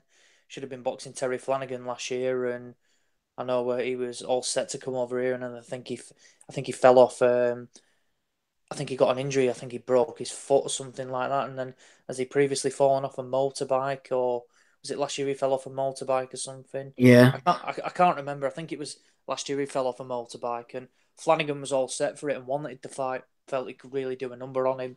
I know Top Rank were putting huge money in to. They were paying a lot of Video's purse because Video wanted huge money, and even Top Rank said, "Look, it's not going to happen." But they invested in him, and then obviously he fell off this bike and got injured again. It's not a bad little card, is it? Actually, obviously Michael Conlan's on there. There's no opponent down for him yet, but I think he's always exciting to watch. Hopefully, he gets some sort of a step up. there was, I think, Ozzy, an opponent mentioned on the Top Rank feed last night. I can't remember his name. It might have been Alex, somebody. Yeah, it wasn't a name that you would have known. No, and I mean, I probably won't. I haven't got a clue who it'll be, but no doubt he'll win. I see Pedraza's back on there as well, so yeah, I'm happy with the main event. Co-main isn't much caught, but like I said, Gvozdyk will probably win, and he's another one at that light heavyweight in light heavyweight who could cause a lot of problems, and I think he's another one that should the World Boxing Super Series happen, I'd like to see him get involved in it. Final word to you, Andy. Ramirez in the main event, he knocked out aforementioned Southpaw Mike, yes indeed, Reed, and that was a step up for both men. He showed his mettle in that one. As for Imam, he's a good fighter, Imam, but when he fought Adrian Granados and his loss, he just couldn't cope with the physical pressure of Granados, which is no shame because Adrian Granados is a decent fighter, but it's just the volume. He threw too many punches round after round. He was relentless. He wouldn't be denied, and Imam just couldn't keep up with that pressure. You'd think that Ramirez might do a similar job if Imam hasn't improved his gas tank. Yeah, plus Ramirez, I'm sure, was a really good amateur as well. You know, I'm sure he's been with Lomachenko at one point, and that one of the Uzbekistanis, is it Nizarov or something like that, sort of along the lines. Anyway, he's a really good amateur, and as you say, Imam, again, he's there to be hit. And Granados, Granados is a kind of hit or a miss for me sometimes. He's either like really in a fight that he could win, but he always does enough just to lose. So I really don't know, you know, if you're getting stopped by the likes of Granados, I think it kind of calls into question, you know, where is your ceiling at 27? Again, the young master's really at his point where he's got to step up this time. If he doesn't get this step, I think he's going to be running well at opportunities. But Ramirez, I really do expect him to kind of come through this, and I'm actually thinking he's going to stop him. I'm going to go with mid-round stoppage for Ramirez. Gvozdyk's looking absolutely ripped. I seen a picture of him yesterday. I mean, he's absolutely solid at the minute. I'm expecting a knockout. I recognise that name, Steve. Is this the one you think apparently fought Kessler? Who's that? The guy he's fighting Gvozdyk. Amar. No, I think I've found out it was actually Stieglitz I was thinking of, Andy. Oh, right, because I'm sure he'd fought somebody else. But in Verdejo, again, 23, you know this guy is, I'm sure. Verdejo, he's really got to kind of really step up. I don't know if the hands are still a problem, but he's got to kind of deliver a decent performance. You know, it was one of the most. He's quickly going to become like one of those touted prospects. It really didn't deliver. Absolute hype. that's what he's at the minute, but he's needing to deliver at the minute because he's still, I don't think he's even been fought or scheduled to fight a 12-rounder yet, this guy. So again, he needs to have a good performance, go a few rounds here because he's no fought since February last year, I think it is. I think he's only fought like three or four times in the last 2 and a bit years. So he needs a few rounds. I think he needs a wee bit of a test as well because at this point in his career, I don't know what age he is actually, but he's needing to get a move on. He needs to get a step up in class to see where he is, sink or swim, because he's priced himself out a world title fight. I remember, was it Flanagan that he was going to fight, and he wanted something like $1 million for that fight, and Bob Arum says, "You're fucking." Was it as much as that? I knew it was a lot of money. Yeah. Yeah. It was a shitload of money. I'm like, that sounds like a guy, either A, he's overestimating his own worth, or B, it's a guy who knows he's got hand problems and he's just trying to cash out as much as possible because he knows he's got no confidence in his hands. And I think we'll probably get a kind of rough indicator as to where he's at next week, especially if the fight gets shown live. I was mentioning Leon from the Boxing Coalition was going to join us tonight, but he wasn't able to. Me and him were having a discussion back and forward over Matthew Macklin's performance on Sky last night. I thought he's one of these guys who maybe wanted to say something and he's afraid to because of the agenda. Leon said he's just an unadulterated, casual, flag-waving fan of the fighters and blah, blah, blah. But anyway, Daniel Mills sent us in a question last week. It was more of a point, actually, in relation to us talking about pundits and commentators and stuff. Daniel said, I really enjoyed your chat regarding commentary teams this week and wanted to give a different view. I'm actually a fan of the WWE, says Daniel. Yes, I'm aware it's scripted and the commentary there has a very different purpose to real fights. The whole point of the commentary is to get the person the management want the crowd to get behind over, as well as mention catchphrases, nicknames for merchandise, etc. There's also different roles for them, such as the play-by-play and colour commentator, whose views might not be their own, but they give statements to produce discussion between them. To me, it looks like boxing is going a similar way, says Dan. As you rightly stated, people like Johnny Nelson and Adam Smith are complete company men, and therefore their job is to put over the company stars to an audience who might be tuning in for the first time to see what boxing is all about. I'm not saying I agree with it, but while watching WWE, I now take the commentary in as part of the show and don't treat it like it's actually what's happened. I'm beginning to take this viewpoint on boxing as well. I know that regardless of what's going on in the ring, commentary will still be saying how great their guys are. I think it's now part of the show. Is this the way it's always been, Andy, or is it just becoming part of the show now to build up the fighter and try and spread the narrative? Interesting comments from Dan there. It's true. It's spreading the show. I mean, this WWE comment's been creeping in now for about the past year and a bit, 2 years. Ever since Nick Collin got chased off, actually. I'm just trying to think something else, but well, you had Joey Nelson there last week. He was pretty awful. Nothing but a cheerleader, in all honesty. I just think if people just take the bias out of it and just stop trying to be pal everybody. Just I know Glenn McCrory. See, Glenn McCrory got a bit of shit as well back in the day, and he did it up to the kind of latter half of the end, but I think at times Glenn was actually quite good. He actually kind of called it as he thought he saw it, and if it ruffled a few feathers, then so be it. Tony Bellew does that a wee bit as well, but I just think he kind of does it just to just for a bit of laugh or whatever. And that. Andy Clark did it as well to start off with, then they kind of really got kind of toed in the company line, which is a shame because I actually listened to it. I think I maybe mentioned it actually a couple of weeks back. I'd listened to Andy on a couple of the Scandinavian cards, and he was actually pretty good. And the same with the kind of first fight down in Sky, and then they kind of vexed into the kind of company position. If I go back to, for example, I've mentioned it before, the Hay Harrison fight. I remember Barry McGuigan and Johnny Nelson kind of arguing their points 2 and 4 each fighter. McGuigan's obviously in the corner of David Hay, and Johnny Nelson clearly, I'm just, he actually even said that I've got to bat for my guy and stuff like that. He's clearly, as you say, has got one guy on one side, one guy on the other, regardless if you believe it or no. They're just doing it just to kind of, try and get, sucker you in to say, you see with the casuals on Twitter and that, Conor Ben's like his dad, he could take on Chris Eubank, for example. Just shite like that. So it's clearly the kind of like the casual observers listening to them. They're catching onto this, and you see them on Twitter. Brian King's obviously constantly retweeting them, Belly of the Week nominees and all that sort of stuff. obviously they're doing their job. And if you look at something, remember it used to get Billy of the Week all the time for the Sky Sports website for some of the articles used to put out. It was absolutely dreadful. Yeah.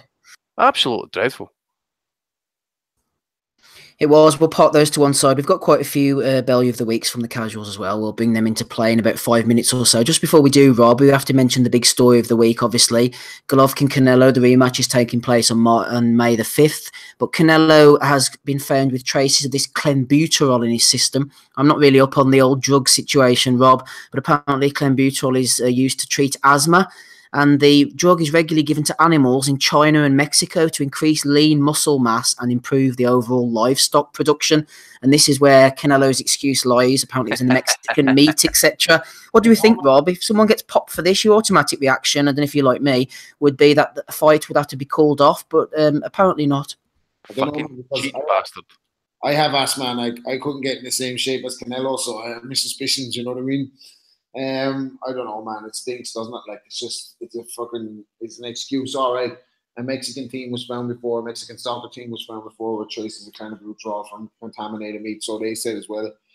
But like, he should be watching his diet. It's his job, isn't it, to watch his diet, or his nutritionist job to be making sure that he's not going to put anything in his body that's going to test positive. Like, and it's disappointing. Like, you know what I mean? It kind of takes for me anyway, it takes the shine off this rematch. Like, because I like to, unless they get proven or they get popped, I like to believe or give fellas the benefit of the doubt. And I don't like to think about them juicing because it actually puts me off the sport. Like, so I'm disappointed, man. Takes the shine off it.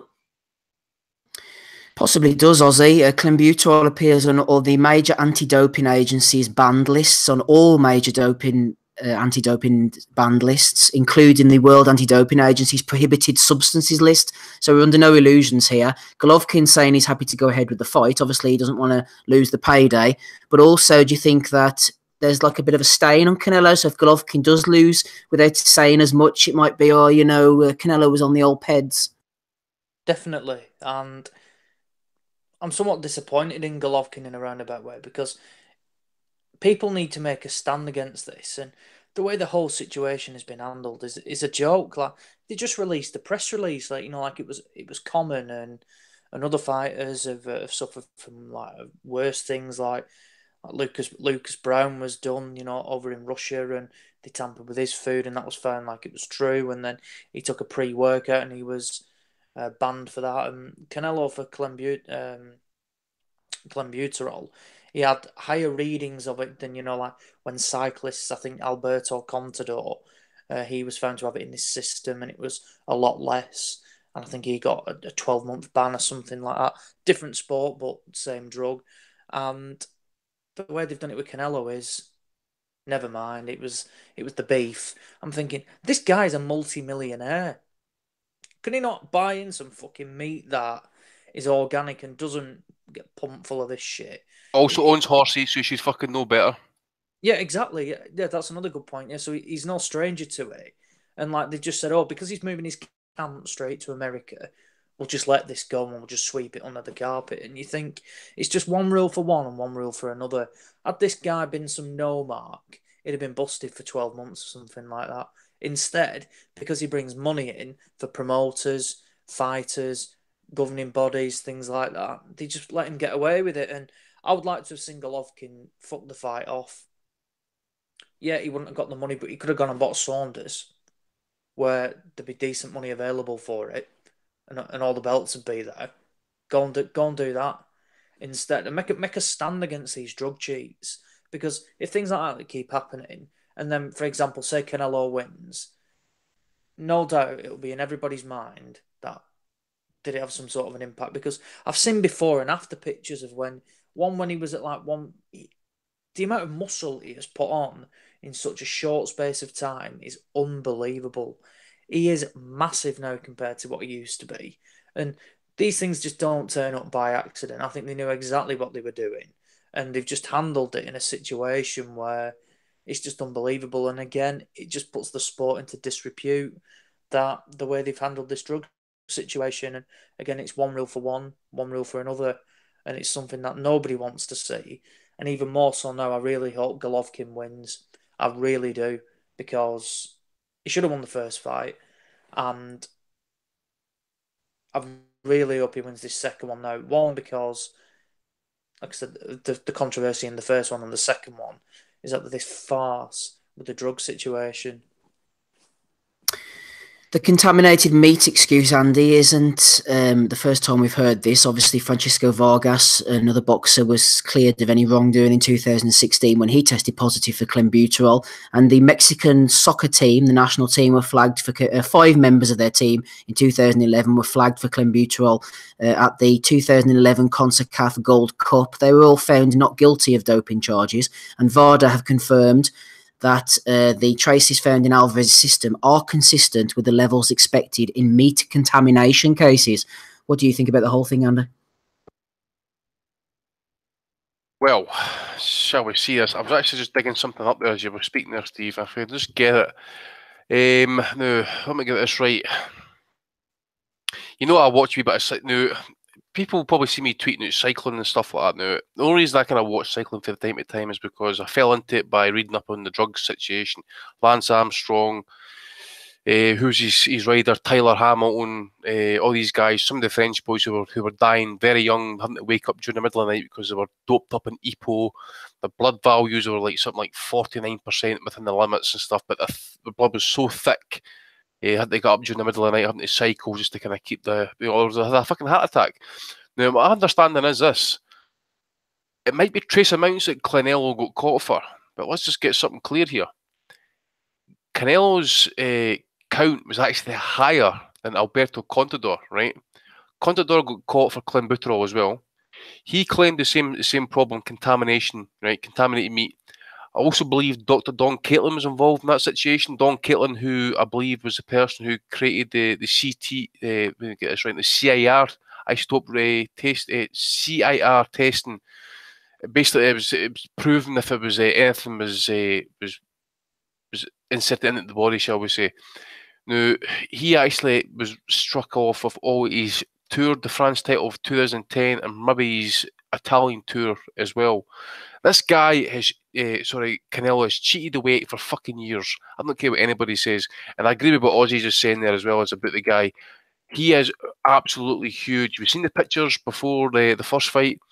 That guy was absolutely jacked to the gills. Whether it's for respiratory reasons, I don't know. But I do believe he's used that stuff to kind of cut the weight.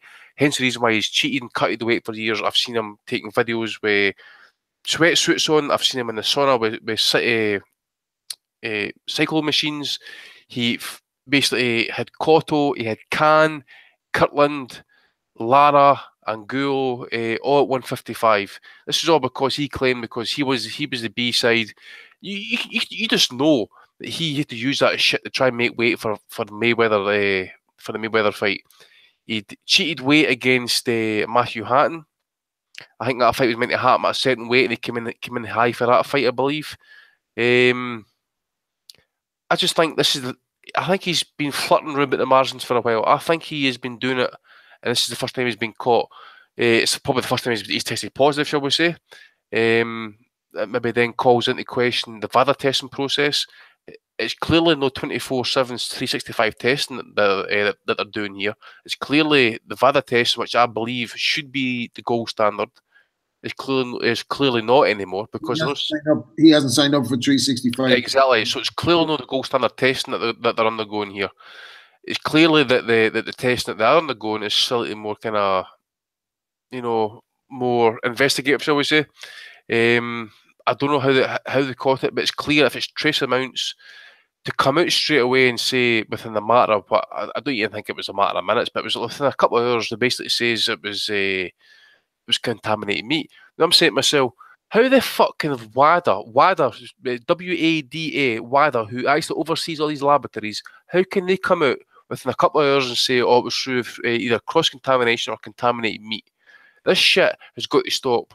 Ozzy said that as well. You've got a multi-millionaire boxer who has got access to probably the best trainers, the best dietitians. And by the way, can we just also throw in here, I've not seen many people mention this. See, his trainers, the Renessos, what are they by trade? Fucking butchers. We've seen them on... exactly. We've seen them on 24/7, some of these HBO shows. We've seen Freddie Reynoso cutting out the beef and that. They look after his diet and all that sort of stuff. So they should fucking know. They're Mexicans. They should know how bad the fucking Mexican beef is. Why you don't import their shit? Why you don't take the training camp over the border into San Diego where you're meant to stay from time to time? As I say, this guy's cheated the weight for years. And is he dirty? I believe he is. I believe it's the first time he's been caught taking drugs. Lance Armstrong, at once upon a time, once stated that he had never found that he'd been tested many times, never failed the drugs test. Well, we found that to be complete and utter bollocks. In the end, they were all retested under the procedures and testing mechanisms that we had in the current day compared to the previous day, and we found that all these guys were absolutely juiced to the fucking gills. Would Golovkin sack it off? I disagree with what Ozzy's saying about Golovkin not saying too much. Nah, I can understand why he's not saying it, because he is the B-side. He needs the payday. But I tell you what, they've been good to say, look, listen, pal, fuck you. You're a cheat, but he's not going to do it. And I just really do hope that Golovkin now steps up here and absolutely smashes the guy, because I've had enough of him. Anybody who listened to this podcast for a length of time knows I am not a fan of Canelo Alvarez. I've said it for often enough. He's had to step it up. He may have a good resume. He's got a good couple of wins, a couple more gifts. But at the same time, it is a manufactured career, shall we say, going through his welterweight career. But of course, he has skirted the margins for years. He has cheated the weight. And if clenbuterol is one of those drugs that helps you make weight, cuts you, if just based off the eye test, by the way, we don't always need to have, the biological tests. I've heard a lot of people say in the know, say, if you can look at it on your eyes and you can see clearly that he's using something. I mean, I'm suspicious on that picture that I seen the Gvozdyk the other day there. So you just don't know. You know what I'm saying? Yeah. He's a week out from his fight, and he is absolutely cut to the bone. He must be on weight, but the guy's got fucking veins popping out on top of veins, for fuck's sake. The guy has definitely been cheating the margins for a long time. I think we can. It's just further proof. If you're not on the gear, you're not going to be successful. You're not going to have a superstar. In all walks of life, no walks of life, but all walks of the kind of sporting world: baseball, basketball, football, NFL, boxing, MMA. Look at that Vitor Belfort I was reading about there recently. That guy was just to the tits for ages. John Jones, all these guys. Floyd Mayweather failing drugs tests, IVs for Pacquiao. Tell you what, right? You made a good point there about Canelo with the sweatsuits and the pictures, and they're trying to get across the message on the Instagram, because I wasn't on the pod when Floyd and Manny fought, but I remember watching Ariza come into the picture and then see Floyd Mayweather on 24/7 loading out a big load of logs that he was going to, he was chopping trees at 40, and all of a sudden he's ripped the deck. Like, you know what I mean? He's talking about chopping trees and building himself up, and he came in looking twice the size of Pacquiao, didn't he? Like, so, I don't know. Yeah, I think we'll park that one there. Everyone's made their feelings known. I was hoping that Tommy Allen would come on and talk about it tonight. He's there tweeting away on Twitter, but he has ducked the pod, unfortunately, tonight, and he's not going to be defending his boy Canelo. Maybe next week, Tommy. Maybe next week. We have one final discussion point, which we will bring you after the Bellew of the Weeks. We'll be out of here in about 10 minutes or so. Let's get on with these Bellews. Quite a few have come in as usual. First one goes to Adrian Eric Verona for getting caught out by a deluded Amir Khan account. Let me know if that chicken Golovkin will accept our offer for July, bro, says the fake Amir account. Dude, much respect, but you need to chill, says Adrian. You've had too many brutal wars, basically. He feels sorry for the fake Amir. Billy Boy has nominated Cameron Roger. Roger said that Joshua's win versus Dillian White was a bigger win than Deontay Wilder's versus Luis Ortiz. Ridiculous, says Cameron. No, I think your comments were maybe ridiculous. Eddie Hearn said he's going from London to Kazakhstan. Chris Murphy jumped in. I'm actually signing Triple G. Aye, fuck aye. It's a good signing for Eddie Hearn, I must admit. That guy's legit, like. Good fighter, isn't he? Yelisinov or something? Yeah, Lisinov, he's fucking really good fighter. Honest to Christ. He was meant to be turning pro, I believe, with some guy in Australia, but I was asking Ryan Scally about him, but it's been a long story. It just hasn't happened for him, eh? That's right. Last I heard is that I got the same maybe text as you did, that he was going to sign down there, yeah. Oh, well. Right, Amir Khan, the actual real Amir Khan, has been bigging himself up, watching films of his hand speed and stuff. Greg Cross has nominated Amir for that. Hatton Bomb has nominated The Guru. The Guru says, I hope whichever animal has done this to Saul goes extinct. Viva Mexico. He's always on the troll, isn't he, Tommy? Oh, he lives for that shit, man. He lives for it. Jake Wood, last week, apparently some people were betting on Jake Wood to win a world title. This week, Jake said that Tyson Fury matches Klitschko for power, plus he's 11 years younger. Shep, the man himself, nominated that one. Clenello, at Gassiev fan, has nominated Paul Med. Paul was talking to his mate Jamie McDonnell about this possible Naoya Inoue fight. I think he's good, says Paul, but he looks a bit of a swinger. Jamie, your footwork will evade his attacks, pal. All the best. Hashtag Team Mac. If Inoue fights McDonnell, fair play to McDonnell. The guy's got balls. He will go over and fight, but it won't end well, I wouldn't have thought. Inoue is no Kameda. 13 Mike Boxing has nominated Frank Warren for bringing out a Nicola Adams doll to celebrate Women's Day. Apparently, this Nicola Adams doll is now in circulation. Go out and get that. Boxing Brave has nominated Gary Russell Jr. As reported by Michael Benson, Gary Russell said, nobody knew who Lomachenko was until he fought Mr. Gary Russell Jr. I'm going to break my foot off his ass before I leave boxing. No, you won't, Gary. No, you won't. That rematch will never happen. Andrew G has nominated Bonnie for bigging up Matchroom. Matchroom and Sky are the place to be for boxing, she says. Roy Conroy has nominated Jay. I actually believe Brooke wins a rematch with Spence at 154, says Jay. Just all for a minute. Get your trolling, hating hats off and analyse their previous fight. Brooke was in that fight right up until about round 8 or 9. Then Spence took over and Brooke was injured. I believe at this weight it's a 50-50 fight again. We've had quite a few of those coming out the woodwork over the last week or so. V Klitschko _ has nominated Adonis Stevenson for wishing a happy Women's Day, says Adonis. Happy day. Wishing all of our special ladies a happy Women's Day, says Adonis Stevenson. Get that coat hanger was the end of the tweet, but it didn't have enough characters. Good old Adonis. He's the friend of the women all over the world, so well done, Adonis. Babs has nominated Simon Leary. Simon Leary is talking to one of the Charlos. He says, the only reason your brother is being shown on Sky in the UK soon is due to Eddie and his interest in the Kell fight. Thank him for the exposure. I've never really heard of you or your twin brother before the Kell tweet. There is this narrative going around, actually, isn't there, Andy, that it's sort of none of these American fighters, nobody knows who they are, and they should be privileged to sort of have Eddie and Sky, like, showcasing them to give them a bit of exposure. It's like there's no scene over in America at all. These brute cunts are really doing my tits in, I swear to God. It's been vomit inducing, actually. You know, whatever Master Hearn says, by the way, they dive on that. I mean, Ben, he interviewed Eddie, when was that now? Before the Spence Brook fight. So we've got it on record. He says Charlo is not a pay-per-view fight. Right? Okay, we'll wait and see what's going to happen here, by the way. Well, obviously, Brook's not going to fight Charlo next. Ain't going to happen. Never going to happen. But let me tell you this. It's going to be interesting if this fight does happen, by the way, or if it comes close to it happening, if this fight ends up in box office and Eddie Hearn starts fucking piling his piss. Because if he does, that video is getting released. And he's threatened that video is getting released. Also releasing on the Value of the Weeks, we have Mings has nominated Ewan Dyer. Ewan Dyer was comparing Kell Brook with Marvin Hagler. High risk, low reward. Kell's avoided like Hagler was before Hagler got title shots, says Ewan Dyer. He got a little Scottish flag next to his name, Andy. Do you want to disassociate himself from the Great Nation? Yes, I feel dirty, mate. I need to go for a shower, actually. Hopefully he's not from my neck of the woods, because if he is, I need to send some of the boys round to get him. That's awful. Hagler and Brook in the same sentence never should be sitting right. That's no, awful. Never.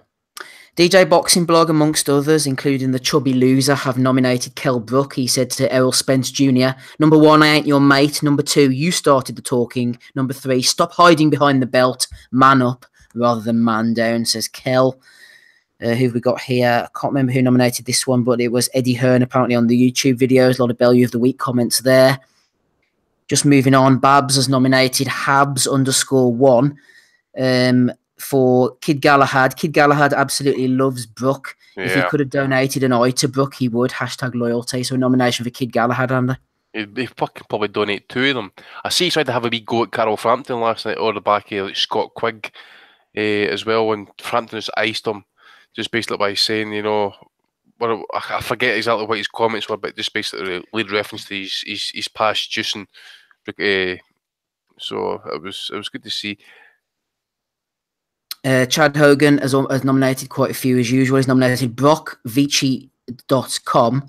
And this guy said Terence Crawford is a souped-up version of Kell Brook. The Brook-Spence fight was a lot closer than people remember it to be. Brook was leading for most of the way. Some website or Twitter handlers put up the top 5 British pound-for-pound fighters. We've got the likes of Anthony Joshua in there, Carl Frampton, George Groves. Matty McGrath jumped in and said, no Callum Smith, no Tyson Fury. No Callum Smith. No Callum Smith. Matthew Pratt has nominated that one. Brian King has nominated Wyatt J. Stolting for saying that Gervonta Davis is the GOAT of the generation. He's also nominated Mark McAllister for talking about Frampton and Valdez. Monocle, our friend Leon Monocle78 has nominated Matthew Macklin talking about Scott Quigg. He's cute and clever in there, said Macklin. You can accuse Scott Quigg of quite a few things, but cute and clever is not one of them. Just getting toward the end now. The Boxing Junkie said that Quigg got £400,000 from UK TV rights. Brian has nominated that one. That's my final one, Andy. See if Scott Quigg's getting £400,000 of fucking Sky for that. I want a refund. And I swear, I'm fucking serious. Why the fuck is he getting 400 grand for a fight that's on at 4 a.m. in the fucking morning? No cunt's watching it.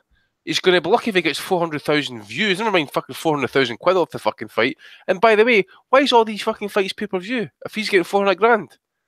There's zero chance he's getting 400 grand for that fucking fight off Sky.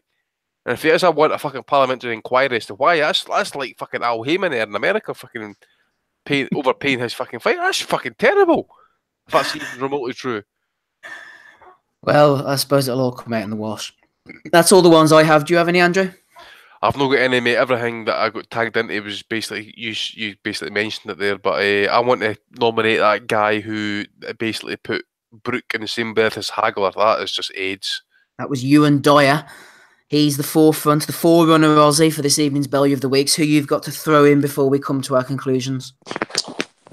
It was one earlier on who said about Dillian White being a better win than Luis Ortiz was for Deontay Wilder. Definitely that one. I went through that lad's profile and it really pissed me off. Read through so many tweets and he's... I think congratulations is in order for him because if he doesn't win Bellew of the Week, he's now a definite starter for the newly formed Matchroom FC. That's Cameron Roger, Aussie. Yeah, definitely. So Roger, he can have the number 10 role for definitely 10 stupid comments he was making about the Matchroom lads. We've got Cameron Roger nominated. We've got Ewan Dyer. Do you have any nominations, Rob? And if not, who are you going for this week?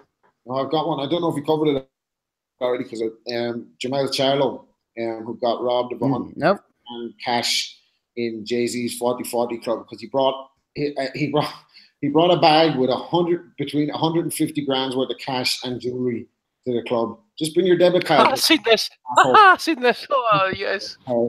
3 birds apparently stole it. One of them was turned themselves in now and said she was passed the bag by a bouncer, so she didn't steal it. But they're looking at about 6 years, like so. But the next time, dickhead, just bring your debit card with you. Don't be bringing 150 grand worth. That's a good late nomination, actually. I'm going to go with you, Andy. I think you and Dyer's comment about Brook and Hagler, it's like something the knowledge would come off with, isn't it? Oh, aye. You still get the dates wrong and the names wrong. What a fucking racist prick. I have to mention the knowledge. Can't go a week without mentioning him. That's all the Bellew of the Weeks. We're going to finish up. Just before we do, we have the question in from George Atwell last week. I asked this to Andy earlier, and I know the other guys will be interested in this as well. It's a really good question. A fantasy Super 6 tournament. We always love something like this. A fantasy Super 6 at super featherweight. Who are the Super 6 fighters, Andy, that we're going to be throwing in? Let me tell you. We've got Salvador Sanchez. We've got Floyd Mayweather. We've got Manny Pacquiao. Prince Nazim Hamed, Julio Cesar Chavez Jr., and Vasyl Lomachenko. So I'll just read those out again. Who wins out of this fantasy Super 6 tournament at super featherweight? Salvador Sanchez, Floyd, Manny, Nazim, Chavez, or Lomachenko. That would be some tournament, Andy. And you know, like me, you're a big Salvador Sanchez fan, aren't you? Yeah, and just because of he's the legend that he was 23, he dies young, he had everything in front of him. And then you think about Chavez, super featherweight, was an absolute monster. Floyd, he's absolute zenith, you know, in the attacking sense, Floyd was the business at 130. He really was. Pacquiao was just a machine. Lomachenko, he could be what we think he could be. Nas was Nas, man. You know, he carried the power. Who's the other one? Have I got them all right there? I've mentioned them all, but Chavez and Loma. Oh man. You know, one fight I'd love to have seen is at that weight. I would have loved to have seen Salvador Sanchez and Floyd. I think you could actually, you know, you could pick a winner for anybody. I could say Salvador Sanchez right now, just being pure biased, and could pick Floyd next week. Chavez was just a savage at 130, man. He really was. I don't know. I couldn't pick a fighter. That's how good those names are that has been mentioned. I'm not going to put Lomachenko in that breath. I'll probably put him at the bottom. Simple fact is we don't know how good he really is against. Well, we know how good he is, but we want to see him in the top fighters now. This is the problem. Guys are not going to fight him. He's fighting guys smaller than him, or he needs to bring guys up, or he's not unifying against the guys in his own division. So we can't really kind of maybe put him in the same breath at the minute, but it's fucking good. It's good. Pacquiao, Mayweather. I mean, think it, Pac Mayweather at that weight. That would be fucking awesome, wouldn't it? Rather than to fucking wait for 6 years at fucking lightweight, at welterweight, and they're past their prime and stuff. But orgasmic to think about it. Chavez against Sanchez. Fucking great. Absolutely brilliant fights. I couldn't pick a winner. I really couldn't. I just think there's toes and fro's for each fighter. People, you know, if you're black, you're gonna pick Floyd. If you're gonna fucking be Mexican, you pick Sanchez or Chavez. If you're Filipino, you're gonna be fucking picking Pacquiao. But I can't pick a winner. They all bring something to the table, Rob, obviously, hence the question. You know, Lomachenko, the matrix with all the moves. Nas, the ability to hit you hard and get you out of there. It's up at super featherweight, though, for Nas. That could be a problem. I don't know. Chavez going down to the body, the speed of Mane with those left hands coming over the top. Floyd, obviously, the great adapter to different styles, but was a lot more aggressive down at super featherweight. So he'd be bringing the power as well as the speed and the accuracy. And Salvador Sanchez able to just adapt to different styles. And a fighter who really came into his own after the 8th or 9th round. He had a great gas tank for the 15-round distance as well. What do you reckon, Rob? Well, I've probably read more about Sanchez than watched footage of him, so it's hard for me to imagine what he'd be like. That's terrible, mate. You need to start studying a bit more. You need to watch that, man. I know. I'm kind of, do you know what I mean? It's just like there's so much or whatever, but I would have read about Sanchez and that, but never really gone back on YouTube videos. That's something to do, actually. But I think Chavez, I'm going to discount Lomachenko as well too until we see what he's like against. Like all those had defining wins and had, you know what I mean, their legacies are sport. You know, Lomachenko's still ongoing, even though he showed signs of that he can do anything in the ring. We have to wait and see. He fights, you know, has his career-defining fights before that. But Jesus, I would love to see Floyd versus Chavez. Like, do you think that would go similar to Castillo against Floyd, maybe, but that Chavez would get the win, Rob, and be able to just rubber stamp it? Yeah, you could say that. You could say that definitely based off the first fight. You could say that Chavez might be just too rough for him, like it was too relentless and not giving him space to breathe and close distance and hellish punches. But then you could see the flip side either of like Floyd at that stage would have been capable, maybe doing a Meldrick on him and carrying it out for the full 12, like, you know what I mean? So you just don't know if Floyd's hands would hold up as well because, you know, prime Chavez could take a lot of punishment and just come forward, and you just don't know. Well, again, it's all fantasy at the end of the day, but you know, some people did reckon that those gloves, or at least the wraps, were loaded for the Mildred Taylor fight. Yeah, I heard Taylor say that recently. Like, when you look at the injuries to Taylor's face, possibly. The way he talks now as well, like, kind of, you know, drunk, punch drunk. Talking for a guy like in that, like I said, that '84 Olympic team, like absolutely unbelievable talent. Like, if they end up like that, it's so sad. Like, it's the thing is with Sanchez, you know, Sanchez is such a good tank. You know, fought over 15 rounds. You just don't know. You know, again, I've seen one of the comments on the YouTube chat. It's a tough question. It really is a tough question. You just don't know how this would play out. Sanchez, he could adapt during fights.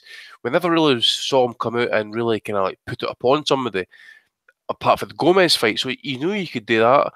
He knew he could adapt to a new opponent. He did that against Zuma Nelson. he could adapt during fights. He had lethal power. I think the likes of Sanchez against Floyd would be absolutely orgasmic fucking matchmaking. That really would be two sharpshooters, both guys able to adjust in the ring, consummate technical fighters. They could think themselves in a bit of fight. Good jabs. It's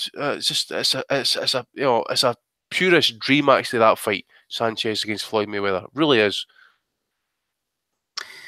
Final word to you, Ozzy. Obviously, Lomachenko is current day. We're all watching him as he grows and develops. Nazim Hamed, towards the end of his career, was my era. Manny from Agapito Sanchez fight onwards. Floyd, I was aware of him around Tony Pep, but it was really the Gennaro Hernandez and then the Diego Corrales fight, Angel Manfredi, that sort of era that I became aware of Floyd. Sanchez was before my time, and Julio Cesar Chavez Sr. was before my time as well. What do you reckon, Ozzy? Well, I mean, I'm only 25, so a lot of these were before my time, so I've watched like videos and things like that. But Floyd was excellent, wasn't he? He was very, very good. I could never pick anybody with 100% confidence. Probably not even 75% confidence, because they all have different. They were all unbelievable. They were all so good. I don't know. A lot of different attributes as well, isn't it? They bring to the table. Yeah, it's such a difficult question, and I'm really not sure. It's so difficult to pick. One thing I would say is that we've all mentioned Floyd Mayweather. Now, that's obviously got to count for something. I don't know, we just mentioned him. And I would agree with the Lomachenko point. I think that's a fair point as well. That ask us again in maybe 3 or 4 years, and we can then, give a fairer answer on him. But at the moment, what's he had? It's not very many fights at all in terms of that. So I think whilst he may have the ability, I think it's fair that he needs to go on, go and get a couple more wins in terms of, so you can see more of him as well and things like that. But Pacquiao down at that weight as well was scary. So like unbelievable speed and things like that. I'm really not sure. Do you notice the one name that's not really been mentioned much during this debate? Nazim Hamed. Gervonta Davis. Gervonta Davis. Yeah, I would put Nazim probably at the bottom of the pile, Andy, to be honest with you. I mean, he never fought at 130, did he? No. I don't think he did, but, No. The Barrera fight shows what you could imagine someone like what a Sanchez would do. He'd be negated, Mohammed, wouldn't he? Floyd would have toyed with him. Pacquiao might have missed a fair bit. I think his work rate might have. I think the Pacquiao fight might have been a really good one, but Lomachenko, Hamed would be. I've got a sneaky suspicion that could be a quite shit fight to watch, actually, because you have two guys really kind of trying to fight off the counter. But Floyd, Sanchez would figure him out. Floyd would definitely figure him out. Chavez. Would you say Chavez was a better version than what Barrera was, or was it the other way? Would you say that Barrera was more active, with his punches, whereas maybe Chavez was more clinical, precise, especially with the kind of body shots and stuff? See, if you're putting Naz up there, you have to kind of put Barrera and Morales up there as well, then don't you? Like make that. Aye. So maybe drop out the likes of maybe Lomachenko out of the debate here. Maybe put in the likes of Barrera or Morales, but and again, Morales at 130 by that point was. I know the third fight against Barrera was at 130, but really, Morales was kind of washed at 130 by that point, wasn't he? So yeah, exactly. That's what I was going to say. I can see why he's put Prime Naz in, I suppose, and pushed him up. But he's put up a weight division wee bit too much, I think. And obviously as well, Sanchez was a 126 fighter, and there was but if he did move up, there was great fights for him to be had there at 120 at 130, like. Well, I think we'll leave it there. Thanks for the question, George. Continue the debate and the conversation over on Twitter. I'll be interested to hear what the listeners think about that one as they listen to the pod on iTunes and stuff over the coming week. I'll put the 6 fighters up on Twitter later on and you can let me know what you think. Thanks to everybody who's been on the call tonight, to Rob Kelly, to Ozzy, to Andy Patterson. Dave the Hater Lowback was with us earlier as well. Thanks to Curtis Gargano for jumping on. Apologies for cutting out at the time, but couldn't be helped, unfortunately. We will endeavour to get Curtis back on because we know he has a few interesting stories from the small hall scenes of the UK and further afield. So thanks to Curtis for joining us eventually as well tonight. Cheers for you for listening. We'll catch you all again next week, guys. All the best. Bye.